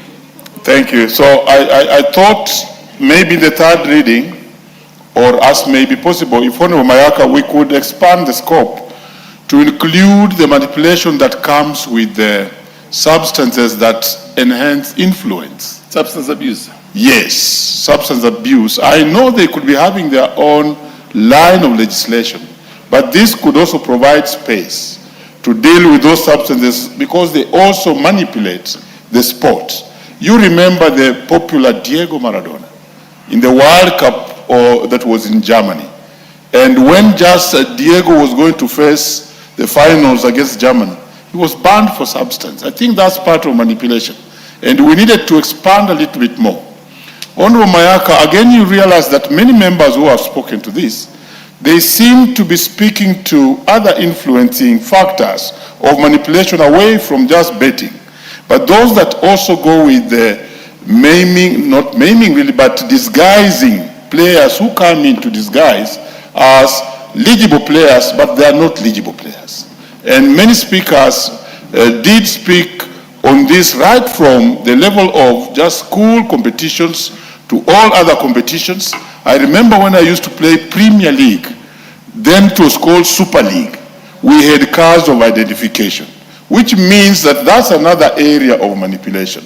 I don't know if you wish that that will be dealt with in ordinary regulations of the football organizing groups in this country, or you also want a implications into subsequent financial year budgets. That accounting officers should incorporate house resolutions into their institutional work plans, complete with the timelines, deliverables, and assigned responsibility. 3, that the Ethics and Anti-Corruption Commission, EACC, should submit a status report on all pending investigations referenced in this report within 60 days of adoption of this report by the House. 4, that the National Treasury ensure that funds required for implementation of House resolutions are appropriated within one financial year following adoptions of resolutions. And 5, that government agencies mandated to implement House resolutions must comply within stipulated timelines, failing which sanctions should be imposed on responsible officers.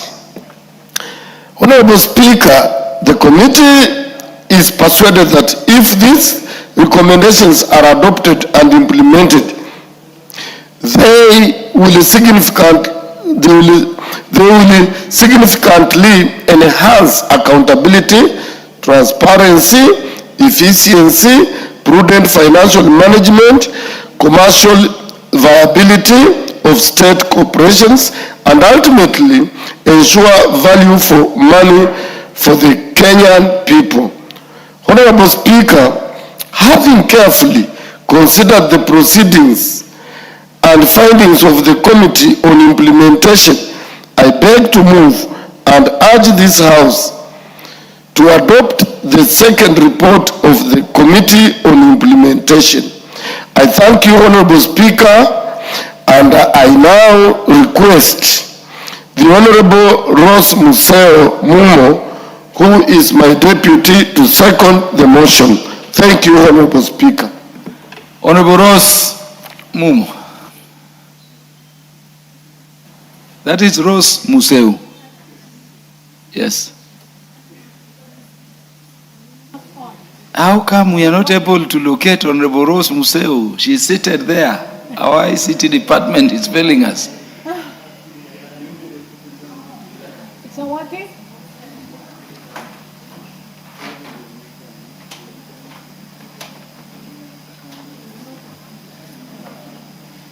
I try another one. You know, you must find a way of ensuring it works.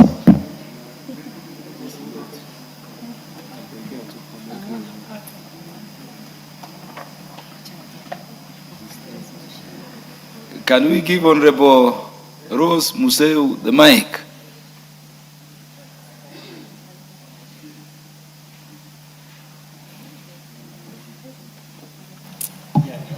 Okay, fine. Yes. Thank you very much, Mr. Speaker.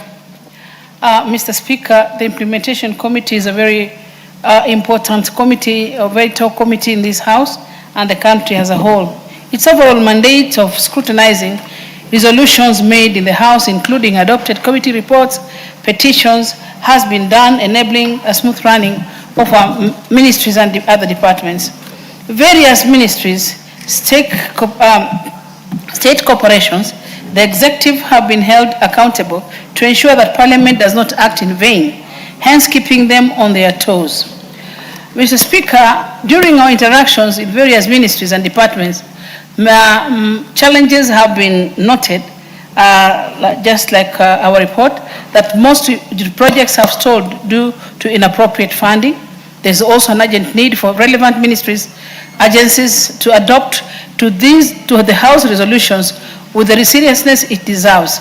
They should adopt the smart frame, as has been mentioned, as this will assist them during the implementation period. Treasury also, they need to make sure money allocated to various projects is released on time, and this will enable timely completion of projects. I wish to second this motion, Mr. Speaker.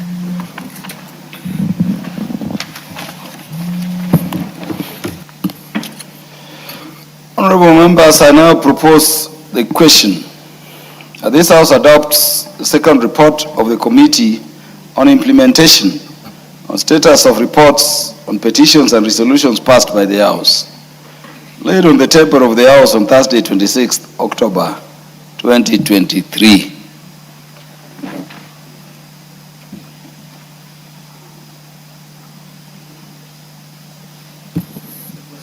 The Honorable Timothy Toroitich.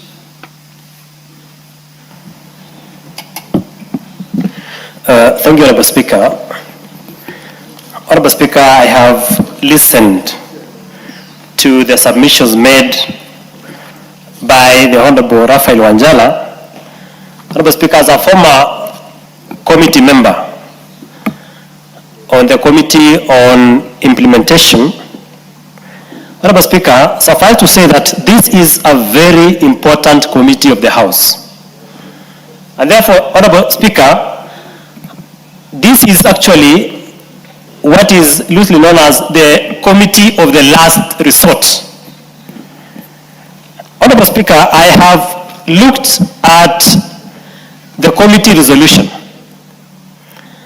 And the committee resolution, Honorable Speaker, reads in part or in full that the committee is persuaded that if these recommendations are adopted and implemented, they will significantly enhance accountability, transparency, efficiency, prudent financial management, commercial viability of state corporations, and ultimately ensure value for money for the Kenyan people. Honorable Speaker, I'm left to wonder because the Committee on Implementation is actually the committee of last resort of this House. So even, Honorable Speaker, we have a report of the Committee on Implementation that says that the committee is persuaded that if these resolutions are adopted and implemented, Honorable Speaker, it is the committee of the last resort. It is not a committee.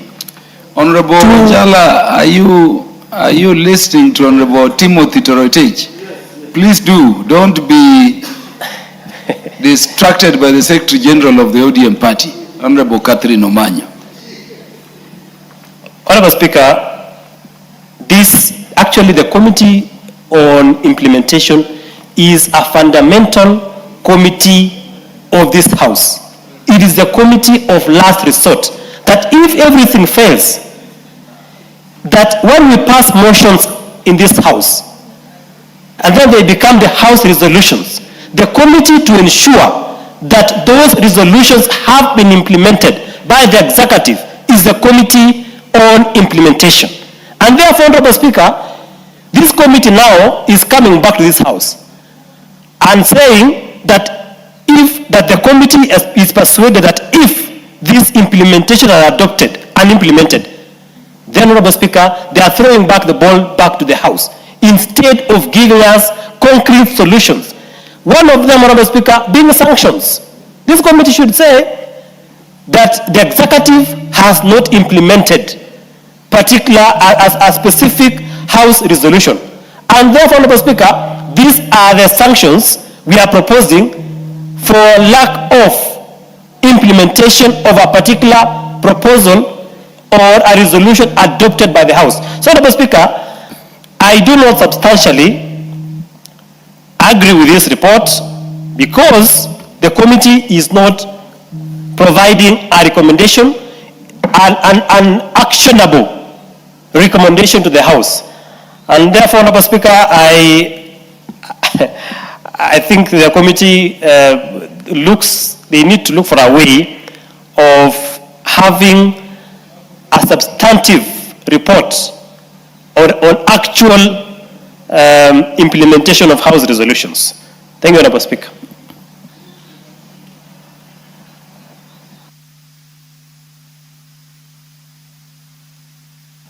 Honorable Karemba, you want to contribute to this?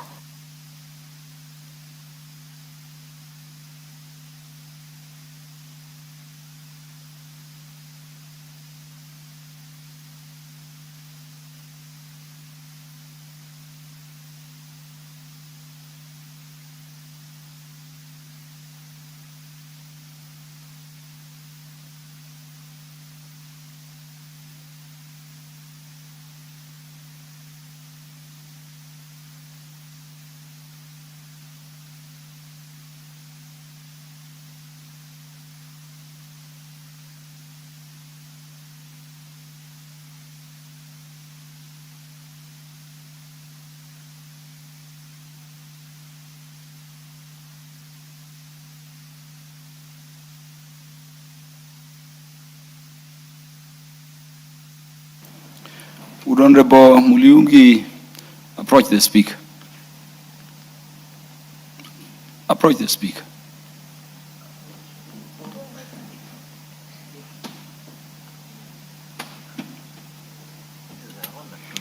Yes.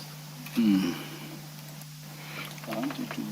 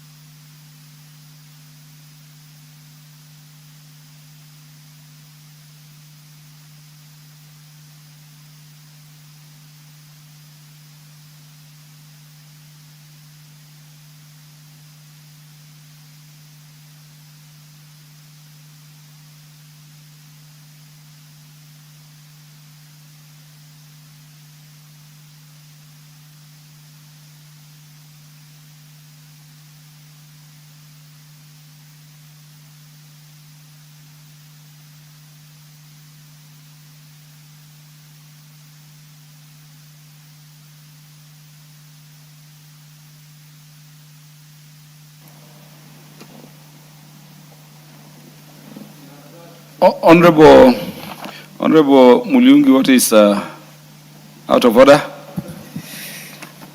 Honorable Speaker, I rise under Standing Order number 96 and propose that the debate of this particular motion be adjourned and due further notice. Thank you, Mr. Speaker. Yes, Honorable Members, Honorable Muliungi, standing at his place, has moved the debate regarding the motion under order number 12 be now adjourned. Will as many as are of that opinion say aye? Aye. Will as many as are of the contrary opinion say nay? Aye. The ayes have it. So that motion is adjourned for further debate in the future as and when it will be listed by the House Business Committee. Ordinarily, we would have called the mover to reply, but because of the critical issues raised by Honorable Timothy Toroitich and the matters raised by the chair of the committee in charge of implementation while moving, this is a report that should be discussed by more members of the House before we conclude it. If it were any other report, we would have concluded it. In other jurisdictions, honorable members, if you want to contribute to a motion, by the way, you have to register. And if you don't register interest to contribute before, the motion is just passed. But this is very critical, considering the important place and role of the committee in charge of implementation, and more particularly the matters added to the report by Honorable Timothy Toroitich on his contributions. Next order. Order number 13, motion, consideration of a petition regarding the proposal to amend the Consumer Protection Act. Do you have the chairperson, Public Petitions Committee? You want to move? The Honorable Karemba to move.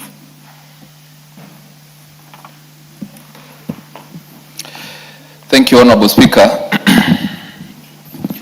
Honorable Speaker, I beg to move the following motion: that this House adopts the report of the Public Petitions Committee on Public Petition number 14 of 2025 regarding the proposal to amend the Consumer Protection Act to provide for the induplum rule. Honorable Speaker, the role of oversight is a core mandate of the National Assembly as stipulated under the Constitution of Kenya 2010. In fulfillment of the constitutional duty, the Public Petitions Committee is mandated under the Standing Orders 2, Order 208A 2B to consider all petitions tabled in the House.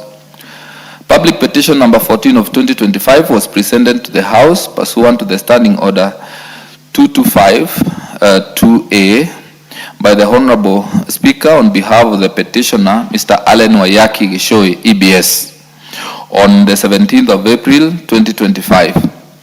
The petitioner specifically sought the intervention of the National Assembly through the Public Petitions Committee to amend the Consumer Protection Act, Cap 501, to codify the induplum rule and extend its protection to all borrowers in Kenya, regardless of the type of lender. Honorable Speaker, the committee undertook a comprehensive examination of the petition. We received oral and written submissions from various stakeholders, including the petitioner, Mr. Allen Wayaki Gishoi, EBS, Senior Counsel, 2, the Office of the Attorney General, and 3, the Central Bank of Kenya. The submissions received formed the basis of the committee's observations and recommendations as outlined in the report. And Honorable Speaker, the committee observations were as follows. Having considered all the submissions and issues for determination, the committee made key observations. 1, the induplum rule is a long-standing legal principle that limits the amount of interest a creditor can recover. The core principle is that interest stops running when the unpaid interest equals the outstanding principal amount. preventing the accumulation of interest beyond double the outstanding principal sum. 2, while Section 44A of the Banking Act codifies the indiplam rule for banks, this protection does not extend to other lenders such as SACCOs, microfinance institutions, digital and mobile lenders, and unregulated mobile money lenders, and in quotes, Shylocks. This creates a massive legislative gap that leaves the most vulnerable borrowers unprotected. 3, the current legal framework is unjust and inequitable. It provides protection for citizens who borrow from banks while leaving the hustlers, in quotes, MSMEs, and the financially distressed at the mercy of predatory lenders. The fourth observation was that Kenyan courts have delivered divergent opinions on whether the indiplam rule applies to non-bank lenders. And in Ann J. Mugore and 2 others versus HELP, Higher Education Loans Board, the court declared that the rule applies to all persons involved in lending business. However, in Momentum Credit Limited versus Kabuya, the court ruled that Section 44A only applies to financial institutions under the Banking Act. This uncertainty demonstrates a clear need for legislative clarification. The committee affirms the right to fair consumer protection under Article 46 of the Constitution and the national values of transparency, accountability, social justice under Article 10. 6, the Central Bank of Kenya confirmed that similar indiplam provisions have been replicated in CBK Digital Credit Providers Regulations of 2022 and Microfinance Bill 2025, and expressed amenability to anchoring the rule in the Consumer Protection Act. Then 7, the Office of the Attorney General acknowledged the need to balance contractual freedom against consumer protection and supported extending indiplam protections beyond banks to create uniformity and uncertainty.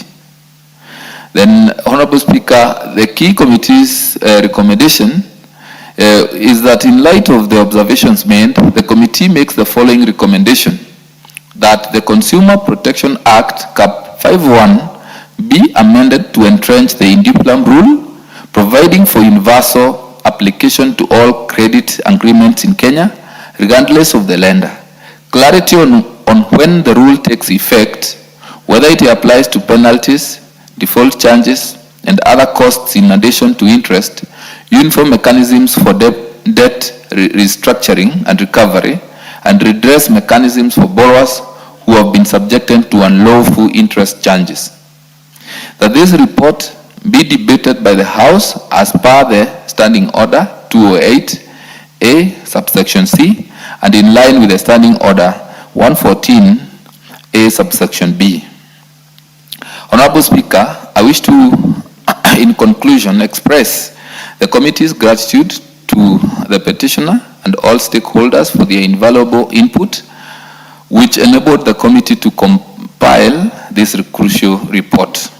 I also extend my sincere appreciation to your office and the office of the Clerk of the National Assembly. I further thank the honorable members of the Public Petitions Committee for their diligent participation in deliberations, as well as the committee secretariat for their professional support in preparing this report. Therefore, Honorable Speaker, I submit and I now call upon the Honorable Dorothy Ikiara to second the motion, as I urge the House to adopt the report. Thank you, Honorable Speaker. Honorable Dorothy Ikiara.